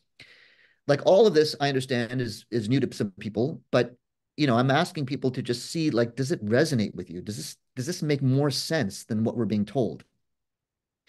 I'm going to add one more thing, and then I'm going to let you say whatever you want to. Here's another fascinating aspect to the law of one, which is Ra says that if you were listening to any philosophy, whether it be from your pastor or your mother or wherever, the book that you're reading, if there is some reward for buying in and punishment for not buying in to the doctrine or to the philosophy, it is a doctrine. It is it is distorted in ways that you may not see, and it's probably has negative influence. Um, Ra says, Don Elkins asked about Moses and Mount Sinai. And here's what's really interesting is that according to Ra, again, this is just, I'm just telling you what the law of one said. You don't have to believe me, or Ra for that matter. Ra says that Moses went up there and he was in communication with another advanced, positively oriented social memory complex called Yahweh. And but Moses thought of it as God. It's like, oh, I'm talking to God, and Yahweh was like, no, no, no, no, no. We're just here to help you. And then he went back, and the communication was overtaken by a negative oriented social memory complex who said that they were Yahweh. And Don says, well, how do you know? Like what happened? And Ross said, well, that's where the Ten Commandments were delivered. Whenever you have a doctrine that says thou shalt not or thou shalt, or you must or not, that is negative influence because the essence of who you are is free. You have the choice. Anyone that says that you must do these things in order to succeed, that's not necessarily given from a place of light love. And that is something really that you need to consider very deeply. And, that's one of the most interesting aspects of the law of one that I think about all the time. So Mm. when we sort of communicate with other people, and we're seeing this all the time, like when we talk about, how our authorities talked about COVID, let's say, you have to do these things. And if you don't, we're going to punish you. It's not just you're going to get COVID and die. It's like, well, now you can't go to school, you can't travel, you get deplatformed, you lose your affiliation, all of these things. Why, as you're examining what they're saying, if you look at it from this perspective, it's like, oh, this is a negative influence here. Never mind the fact that you're asking us to trust corporations that have paid billions of dollars in criminal fines. It's you are forcing me into this. And why would I believe you as opposed to another scientist that says, no, actually, look, you should be able to make up your own mind. And here's my take on COVID, let's say, or here's my take on the vaccine, whatever it is. If you're not an expert, which expert are you going to choose? So that's another kind of, guideline to use as you're examining stuff that's perhaps way over your head. Yeah, I mean, I think we touched on this last time too, that there's going to be experts on both sides of basically any issue, and that's where the discernment piece comes in. And I mean, I think again, when you get in touch with that intuition, it becomes more clear about which information is in resonance with you and what makes the most sense for you versus like trying to intellectualize everything doesn't tend to work out super well. Yeah. I was also thinking when you were speaking about like Jordan Peterson's catchphrase, like clean your room, like you have to focus on yourself first. You can't focus on like fixing the world. You got to take care of you, and then you can worry about your family, then you can worry about your community, then your state, and then your country. And like it goes in order that way. You can't skip steps. Otherwise, you kind of will become a talking head essentially because you're not actually doing the things you're espousing that should be done. I was also thinking, I think his name is Rudy Verspor. He was on Paul's podcast. He's a homeopathy guy, and but like he does a bunch of interesting stuff. But I remember on a podcast of his, he was talking about the distinction between free will and freedom of choice, which I thought was very interesting because I think we all kind of have the experience that we don't really get control over what interests us, like what grabs us and like pulls us towards it, but we do have the freedom to act on it or not. Mm-hmm. Um, and that the context or the concept of like when you follow those things that really like ignite your interests, things tend to like doors open up for you in a certain way. It's kind of like a golden thread. And so that's also kind of a maybe just some context for like doing like good versus bad or whatever. Like, not that you're going to necessarily be punished by an authority figure for doing the bad things, but you might suffer more. And Mm-hmm. this is also what Jordan talks about too. It's like, okay, don't believe in anything really and just go through being self-serving. Like you're going to encounter more suffering in life, less fulfillment, less meaning. And if you choose to serve other people and be in alignment with your higher self and act through that, then you tend to be rewarded just by, life opening doors and things like this. So I think there's like an interesting uh level of satisfaction and meaning that comes out of following the positive versus the negative path and like some reinforcement that comes out of as a result of that. It's almost like the universe is trying to push us in some way in one direction over the other, though I guess that kind of is in a little bit of conflict with what they said in the law of one about it there being like, you're free to choose either way, which I think is certainly the case. People have chosen the negative path, but it seems like it's much more challenging, like you alluded to. It is much challenging. And look, I agree with you. I think the universe is going to give you the opportunities that you want for your own development. And some people are just vibrating in the negative pathway. It's to them it would be folly to like, why would you care about other people? Like, take care of yourself because in the end, it's love. It's do you direct it only towards yourself or do you direct it towards other people? Either way, we're talking about the universe, which is unity. So there is no bad or wrong. It's a dance that we're having with each other, and these negatively oriented people that we tend to hate and deride are serving a very grand purpose. But you have to see the entire picture to appreciate what's happening.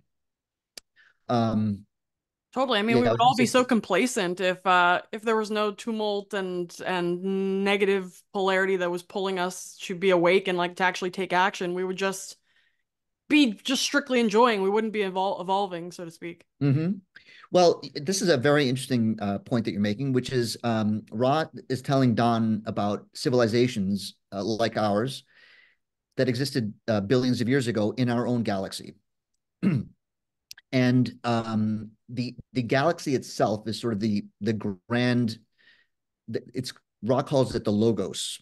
It's the pattern, and all of the star systems use that basic pattern, and they create their own patterns of life and the archetypical minds that exist in those solar systems. And what Ra is saying is that very early systems that were supporting third density life forms like us, when people were born, they remembered all of their past lives. And what happened was it took them forever to progress because everybody was just sort of sitting around going, yeah, well, we're coming back again. There's no big deal. And yeah, let's just hang out. There was no drive to move forward and learn more and sharpen your skills about how to love properly because there was no because they all knew that they were coming back and they remembered all their lessons. And so the logos itself decided to try an experiment, which is the veil, which is when you take birth, you forget everything. You forget all the experiences you've had, and you've got to start again. And they found that this accelerates the progression towards choosing. The third density is called the choice. And to put that in reference, as I said, the first density is billions of years. The second density, your soul, your essence stays in that density for hundreds of millions of years, depending. The fourth and fifth and sixth densities are all like millions and millions of years long. The Earth's, I mean, I'm sorry, the third density is 75,000 years. That's like a blink of an eye. And what's interesting to tie this all together is 75,000 years, more or less, is exactly 3 great years, 3 precessions of the equinox. Um, and they're all tied together. And so Ra is suggesting this is like clockwork. And what's even more interesting is Ra is saying that we have come to the end of the third cycle. And what happens now to us when we die is uh, there are going to be very, very few of us that are going to reincarnate on Earth again because the Earth is transitioning into a fourth density planet that will no longer sustain third density beings. Um, and so one of 3 things will happen. Either you will make the grade and move on to a fourth density positively oriented society on some other planet, a fourth density negative on some other planet, or you'll repeat third density on another planet, on a planet that's, you just have to repeat the experience. So what a context, right? I mean, like who else talks about it in those ways? And obviously we don't know. We don't know for sure. And that's the beauty of this is like, how are you going to proceed? Um, but you know, this is why it's so important right now. I have something to add there. So in human design, that channeled work, he says that the Earth, well, humans will only be born on the Earth for another 3,100 years before the end. And I don't know if that lines up. We could probably do the math, but he also says that starting in the year 2027, there's going to be a new type of human that's starting to be born that Mm-hmm. can form what he calls a penta, which is basically it's like a non-verbal communication mechanism between minds directly. Cool. And that they have basically right now we've been going through this mutation in our solar plexus according to human design, and that mutation is going to wrap up in 2027, and that's going to give us access to this new awareness center. So right now the solar plexus is a motor center, which is going to become an awareness center in these new children that are going to be born. Not all kids born after 2027 are going to be that, but they're called the raves. And some Mm-hmm. fraction of the kids will be the raves. And when 3 or more of them are in a room together, they just like become this meta entity that's like Mm-hmm. completely different than anything that we could conceptualize, which also kind of sounds a little bit similar. Like it's maybe like they're graduating into the fourth density almost here on this plane, because it sounds Mm-hmm. similar to like Ra's consciousness of like this collective being. But anyway, I thought that was a very interesting parallel. And there was one other thing I was going to say. What the heck was it? It was about, well, maybe it'll come back to me. Do you have any thoughts on that? I think it's actually not contradictory to what the law of one is saying. Like, whether you call them star seeds or whatever, those that have powers that are fourth density like powers, where there is telepathic communication, it's going to be happening. And 3,100 years is not outside the realm of what Ra is not being very clear as to how long it's going to take before everybody here is gone, and it's probably hundreds of thousands of years because that's also a blink of an eye. But maybe it has to do with the choice, because that's this blink of an eye is where we make the choice. You've got to decide how you want to proceed.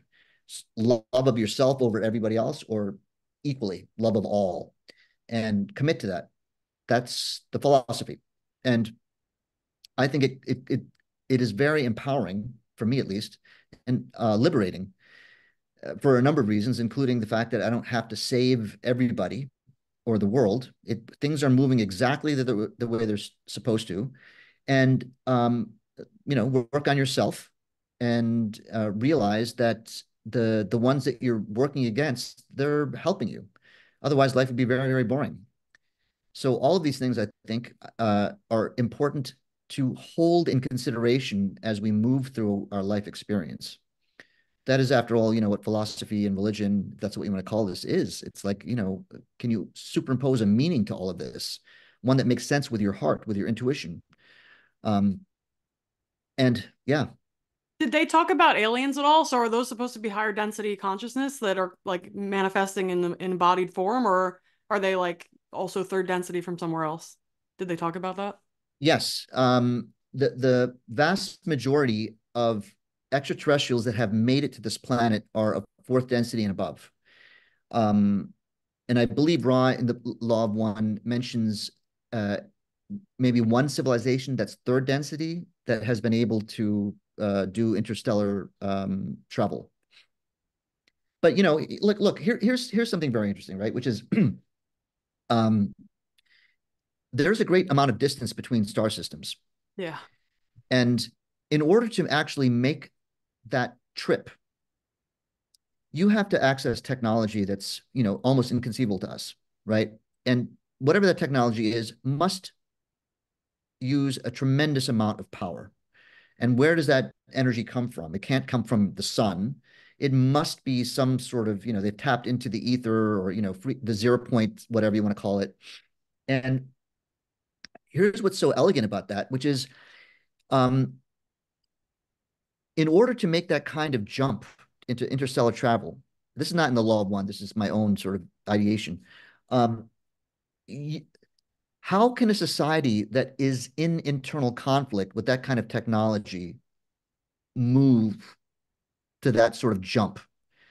You would have to be like imagine, a country that has these kinds of vehicles that can go from here to Vega in a second. Would they be really fighting some of their own kind across the border? No. It would require a unification of planetary consciousness to do that. And so, in that way, the beauty here is because it's so far away, you must have societies that have learned how to cooperate at some level, Mm-hmm. as opposed to what we have right now. Because obviously, if there was life on Mars, some country would go over there and basically, maraud and destroy them. So there is a beauty in the scale of the universe, is what I'm trying to say. There's a beauty in the fact that these star systems are so far apart.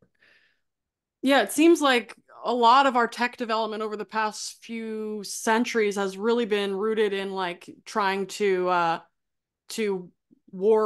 over others, like be warlords essentially, and like warmongers versus developing tech for like higher uh purposes. And I think I also have some level of like inner conflict over this too, because at some level, yes, that makes sense. We would need to cooperate at the global scale in order to actually make this happen. But then at the same time, I don't think the WEF is the way to do it. No, no, that's not the way to do it. I mean, Yeah. obviously they have an agenda there, and Yeah.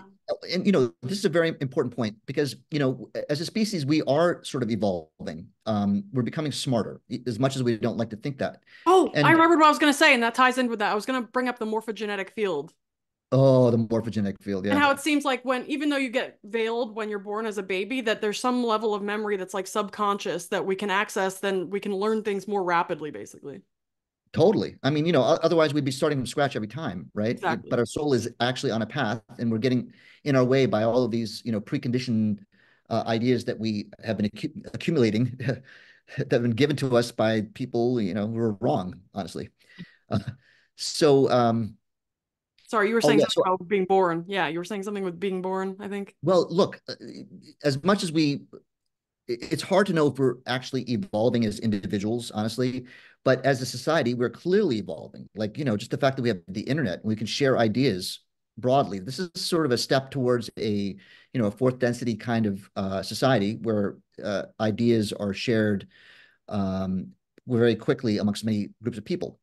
And so I would suggest that the people who are negatively oriented, say 2, 3, 4, 500 years ago, 1,000 years ago, they would commandeer other people's freedom, which is what the currency is. That's what they're trying to accumulate, is control over others. That's going to propel them in their path. They would do it by enslaving other people, right? But that's not where we are right now. Like, we've developed, obviously slavery still exists on the planet. We obviously know that, but we now have governments and we have some kind of surveillance of like what's happening. It's far from perfect. But how then do the negatively oriented folks on the planet control others? It's not simply throwing them in a cage. They have to outwit us. They have to make us want to go into the cage. Yeah. They have to provide the experiences to catalyze us to go that way and give up our freedom. So it's become a more sophisticated struggle. And it's part of, it's a part of their own evolution too. They just can't simply acquire power and do it. They have to be crafty about it. So this is exactly how we're evolving. We're evolving by I'm assuming your service to others, Alexis. Um, we're on the same team. But those folks out there, they have to be more cunning, and that's part of their evolution. And we too have to be more discerning. That's part of our evolution. But It's amazing actually that the service to self people can coordinate on anything. well, you would think that, but that's how, like, if you think about, like the military industrial complex, that's all siloed people that are in an incredible hierarchy. You Yeah. just do what you're told, and you're part of the system that basically, uh, you know, takes over other countries and overthrows things and controls people. And that is a fourth density negative structure. And they're working together extremely efficiently compared to us. Here we are, scratching our heads going, what are we going to do? Who should we listen It's to? true. Well, Yeah, that's where the let's vote. siloing really comes in too. It's like because that Mhm. siloing prevents any one individual in the structure to actually know what they're up to, really. It's kind of a lot of it is happening in such a niche way. Versus on the service to others side, I think we're all kind of coming at it from a similar perspective, but there's a lack of coordination because we have to figure out a different way to coordinate, basically. I think Mhm. that's the problem because if you don't really want to silo things necessarily, because then you can't see the whole as well. So we need to figure out a way to have holism in the way that that organization is structured or that coalition is structured, I guess, which is a little challenging. That's a very great insight. And it's really the challenge that we're up against right now is like, how do we come together without hierarchies and control? Um, and that is the challenge, which is why, a philosophy like the law of one is so interesting and potentially helpful. To see the whole picture first, and we have to figure it out ourselves. Like, how do we come together and resist the forces of negativity?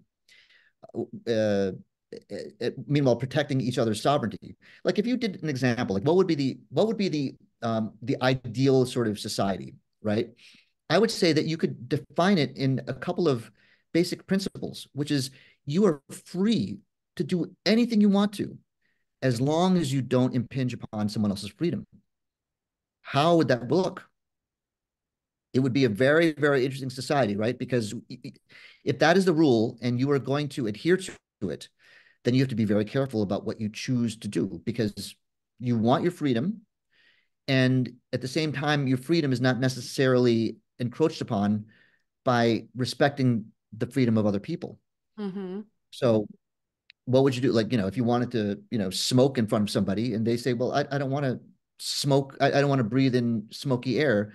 Well, then you have to go take it someplace else. Right. So it's a respect for your own right to do what you want to, whatever that is. And you're also respecting other people's desires for what they want. Mm-hmm. So we would work it out in that way. And I would say that would be a step towards a positive social meta complex right here in the third density. Mm-hmm. Uh, these are the kinds of things, we could consider it voluntarism, which is Yep. another concept, right? Which is kind of like that, the rules, but no rulers. Yep. So, That's what I was just thinking actually as it relates to like paying taxes. Like most people right now don't want to pay their taxes because their tax money is going to evil things and things they don't agree with. If your yeah. tax money was actually going into things like improving your neighborhoods and your schools and your roads and your food supply, like people would be happy to pay the taxes and for the most part because they're getting the benefits back directly. So now it's like so disconnected that I mean, if you don't pay your taxes, you can, face terrible fines, jail time, whatever it is. So there is Hmm. still that level of like control, but it Yep. doesn't necessarily have to be the case if there was some level of efficiency within the system. Gets correct.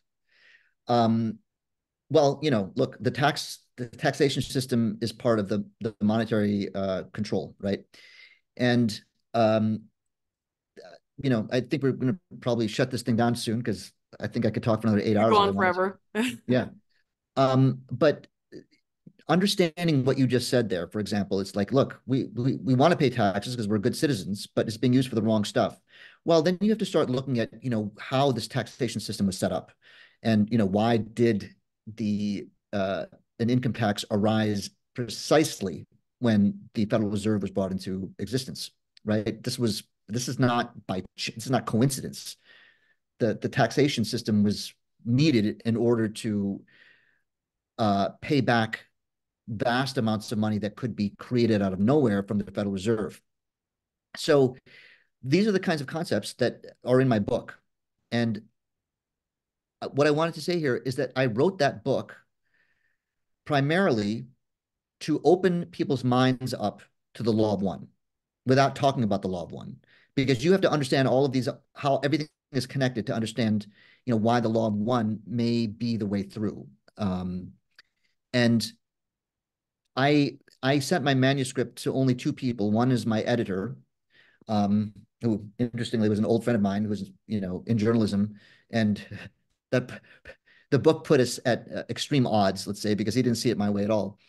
But I also sent it to Jim McCarty, who is the third person in the Raw Contact. He's the only surviving member of the trio, and he graciously read the manuscript and wrote a short foreword to the book. So anyway, I just wanted to plug that because it's very difficult to go right to the law of one unless you understand things like what you just brought up, taxation. You have to understand 9/11. You have to understand, like, all of these things that are not just occurring randomly. We're not facing catastrophe after catastrophe because the world and the universe is so dangerous. We're creating these things.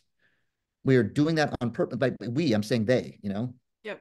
Yep. And the money system, learning about the history of like fiat currency is a huge rabbit hole that people could go down to kind of open their eyes as well. 9/11 is a great one too. There's lots of different like entry points that you can, kind of get your mind blown a little bit so that you can repiece it together in a way that's actually coherent.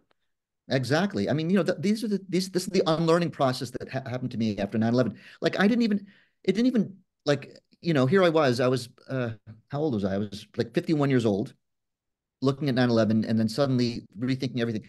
At that time, having, bought and purchased several pieces of properties in my life and paid back my student loans and all these things, I was under the impression that when I got a loan from the bank, they were just taking money from somebody else and giving it to me. I mean, that's what I thought. It's like, basic concepts. How unbelievably ignorant I was. Um, and those are the kinds of things you have to look at first before you can, potentially even plunge into something like the law of one. And by the way, because that is our topic, it is not easy reading because Ra uses our language in ways that humans don't. Like they are always looking for the best possible word to to to dispense with any kind of distortion, but it makes for a read that's like, oh my gosh, what is Ra saying here? So I would advise you again, another shout out to Aaron Abke. He does a great job breaking things down and giving you a taste of what the law of one is about. And let's be very real here. Um, uh, I don't know if the law of one is authentic or not. You have to decide for yourself if it's real. But if it is, why not trust something? Why not trust a voice coming from space rather than CNN? Yeah. If you're gonna like look at something, listen to them. Why, am I gonna listen to Rachel Maddow about, the COVID stuff? I mean, give me a break. So yeah, it's food for thought. And look, I also want to say, don't be so skeptical about everything. Like you have to avail yourself of what's there before rejecting it, because then you're going to get caught up into another situation where you're missing things because you just throw it away sight unseen. There's a big Um, difference between like skepticism and being closed-minded and dogmatic, for sure. Like you can have a healthy mhm, skepticism, but still remain open to information that is maybe coming out of left field. Like, and that also comes back to the whole neuroplasticity issue and nervous system regulation, the light environment, and all the things. Because if you're biochemically screwed up because you're never outside and you're only under artificial light on screens all day and you're, eating garbage food and not getting fresh air and biodiversity, then you're going to be stuck in this more basic, like just a higher grade sympathetic state all the time because your body's in this low grade survival mode at all times that shuts off your ability to make new neural connections and learn and to, I mean, evolve at some sort of fundamental level. So starting at the level of your health and biology can also be a great beginning point to then open yourself up to different types of information that are like a little bit more esoteric, let's say. Well, you're right. Ra, for example, says one of the tools you need to use is your focus of attention on your body. Like truly, truly meditate on very simple things and to quiet your mind, because that's the only way through. And interestingly, another reason why it resonated with me so much is that at the time I was doing a lot of Vipassana meditation. And Vipassana it is a Theravadic practice that was taught, at least in this country, by a guy named Satya Narayan Goenka, who is in the direct lineage from the Buddha. And that's all about really paying attention to what's coming up in your body, like for hours and hours and hours, going after the most subtle sensation. And it trains your mind to be very sensitive as to what's around you. So, like that was happening for me around the time that I ran into the law of one. And I was also in communication with and collaboration with a teacher of Tantra, which is a philosophical system that emerged from the Indus Valley 15 centuries ago.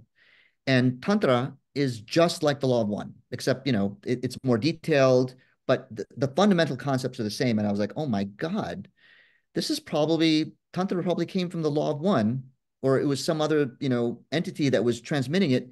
And I was working with this guy named Christopher Wallace, who I recommend his books.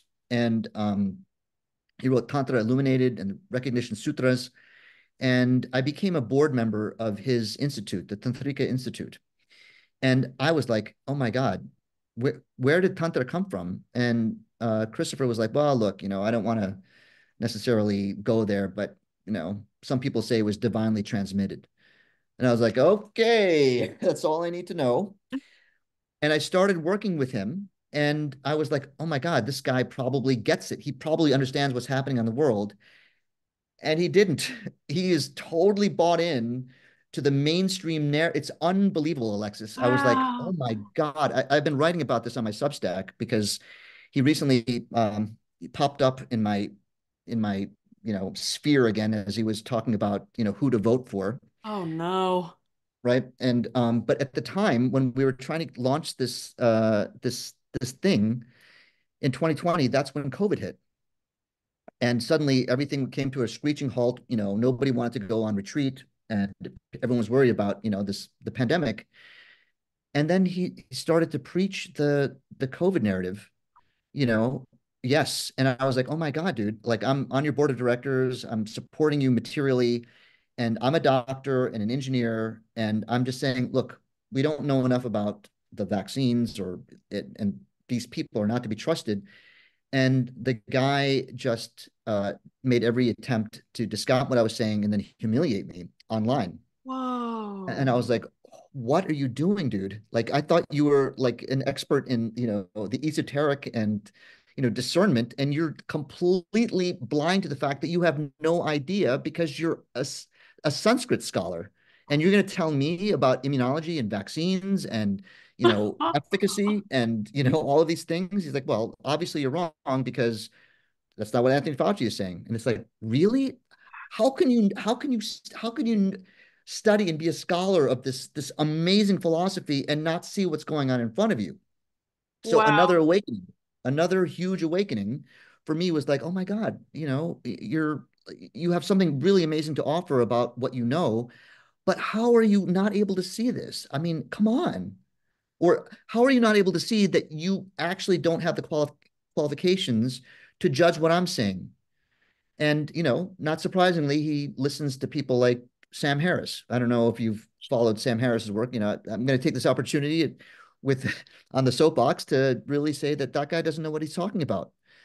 He's another sort of pseudo intellectual that a lot of people buy into because, oh, he's so smart. Sam Harris is like, you have Mm-hmm. no idea. Like, he doesn't know anything. Like, he says some interesting things, but notice how he's attacking people like RFK Jr. right now.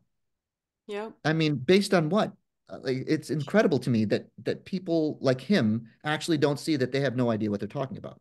I mean, clearly, especially when it's like the same talking points being parroted across like the left-wing media, and it's none of it is actually like rooted in anything meaningful. It's just whenever anybody says any of the like the things about the bear and the brain worm, whatever freaking else, it's like, okay, now it's really clear that you're just propagandized. Like you're not speaking with any sort of confidence. You're just parroting things. Correct. Yes, they're parroting the things, because they're outsourcing sense making to the Yep. experts. They're doing exactly what they're in the age of Pisces, Yep. and we're blowing through this now, like coming to sense ourselves. Isn't Sam Harris's podcast making sense? Yeah, I look, I I encourage you and your audience to seek out a Substack piece I wrote about 8 months ago called "Faking Sense" with Sam Harris. Ah, nice. And it basically like uses one of his takedowns of Bobby Kennedy. It's like you are being so silly with this take on Bobby Kennedy saying that he's wrong because Paul Offit, I don't know if you guys know who Paul Offit God, is, the right, says worst that he's ever. wrong. Yeah, it's like, how do you know that Paul Offit is right just because he makes vaccines and has made, a ton of money?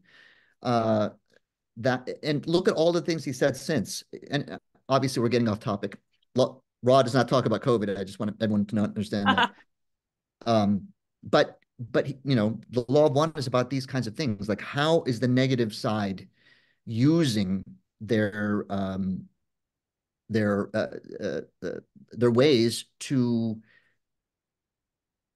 I'll say this. So there's a hierarchy of your chakras, right? And the Anahata chakra, or the heart chakra, is about love, about really loving each other. Sitting above it is the Vishuddhi chakra in your throat. This is sort of the base of knowledge. It's here because speech and thought are basically the same thing. These are abstract concepts. It's not so hard for someone who's trained in wisdom to manipulate people who want to love. That is exactly what we saw during COVID. Yep. It's like, don't you care about your grandmother? Don't you care about society? Like, you need to jump in line and, get the jab. Like, you don't know anything about vaccines. You need to trust the experts. And that's why it was so powerful, is that they manipulated people using their desire to do the right thing for others. This is how it's working. And it's not so easy to break free. Uh, and again, kudos to you, Alexis, what you're doing, offering a platform to people who have legitimate things to say and asking the right questions. I think you're a really good interviewer and you bring great guests on your show, especially me. Thank you very much for having me.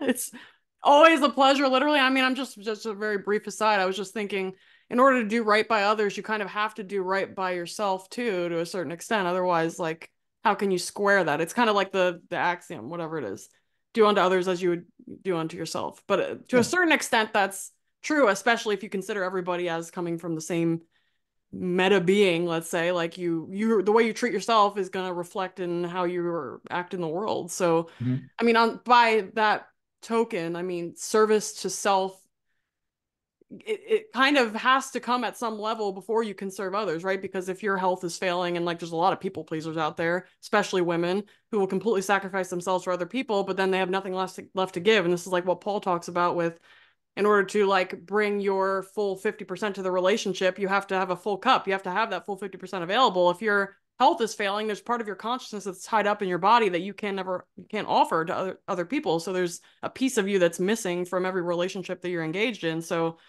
anyway, just I thought it was an important aside just to mention that, like, service to self isn't necessarily always like the negative pole, at least in the way I'm conceptualizing. I think it's required at a basic level for a survival standpoint, and then from that healthy foundation, you can then serve others. Well, look, because you brought it up, I will say that the next chakra, the indigo ray, if you will, is about balance, about balancing wisdom with love. And it speaks exactly to what you're saying. It's like, how do you balance the need to help each other, to help others and serve the greater good, but also have the wisdom to understand that what is the proper pathway? It's not martyrdom necessarily. Yep. It's actually like, if you're truly interested in serving, you need to bring in wisdom and you need to balance the two. And what's fascinating here is uh, Ra was asked a lot about Jesus because Don and Carla were all avid Christians. I think I'm not sure about Don, but definitely Carla was. And Ra says something very interesting about Jesus. First of all, look, obviously Jesus is not the Son of God according to the law of one. I'm sorry if after all, we're talking about the law of one, not the Bible. It's the law of one talking here. And what Jesus was a highly, highly advanced soul, and but not perfect, according to Ra. So don't hate Ra for that, please. That's what he's saying. But when asked about Jesus, Ra was like, "Look, he wanted to serve humankind so deeply that he martyred himself.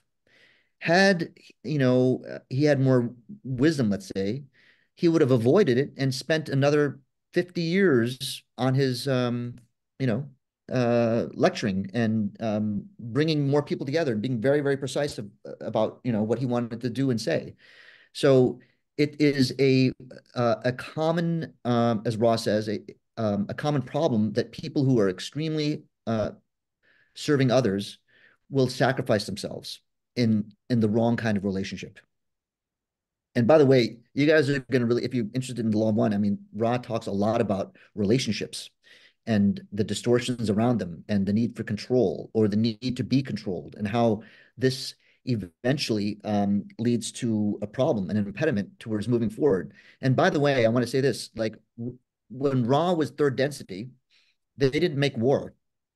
They ascended not from technology necessarily, but they ascended through making love.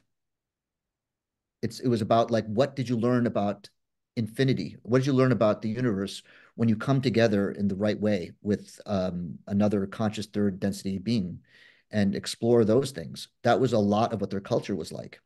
Wow. Wait, so was Raw one being when they were third No, density? no, they were just like us. They were just like us. Like third density were they're separate souls. They're trying to Okay, figure it out, got it. but they were very much aligned with uh, love and helping each other. And look, another, what do we got? All right.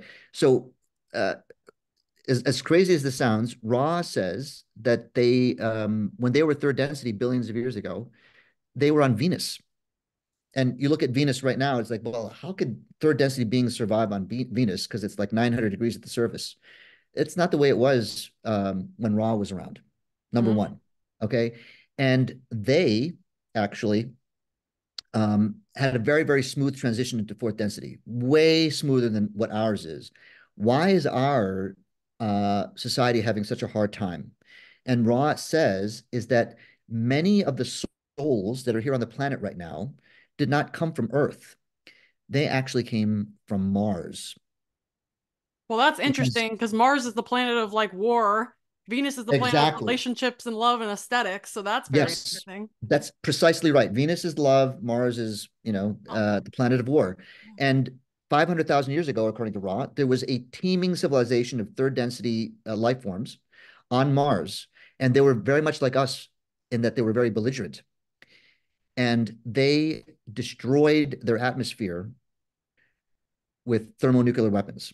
oh, And those souls had to have were taken and brought to the earth, and they took they incarnated on earth, and so now we have a very, very disparate society where there's belligerent souls out there, and potentially lots of negatively oriented people, and so it's a very, very difficult transition. And look, as crazy as that sounds, I suggest go looking at a NASA scientist named John Vandenberg, I think he is. And a few years ago, he came out with a startling finding, which is in the atmosphere of Mars, there exists a xenotope, isotope of xenon.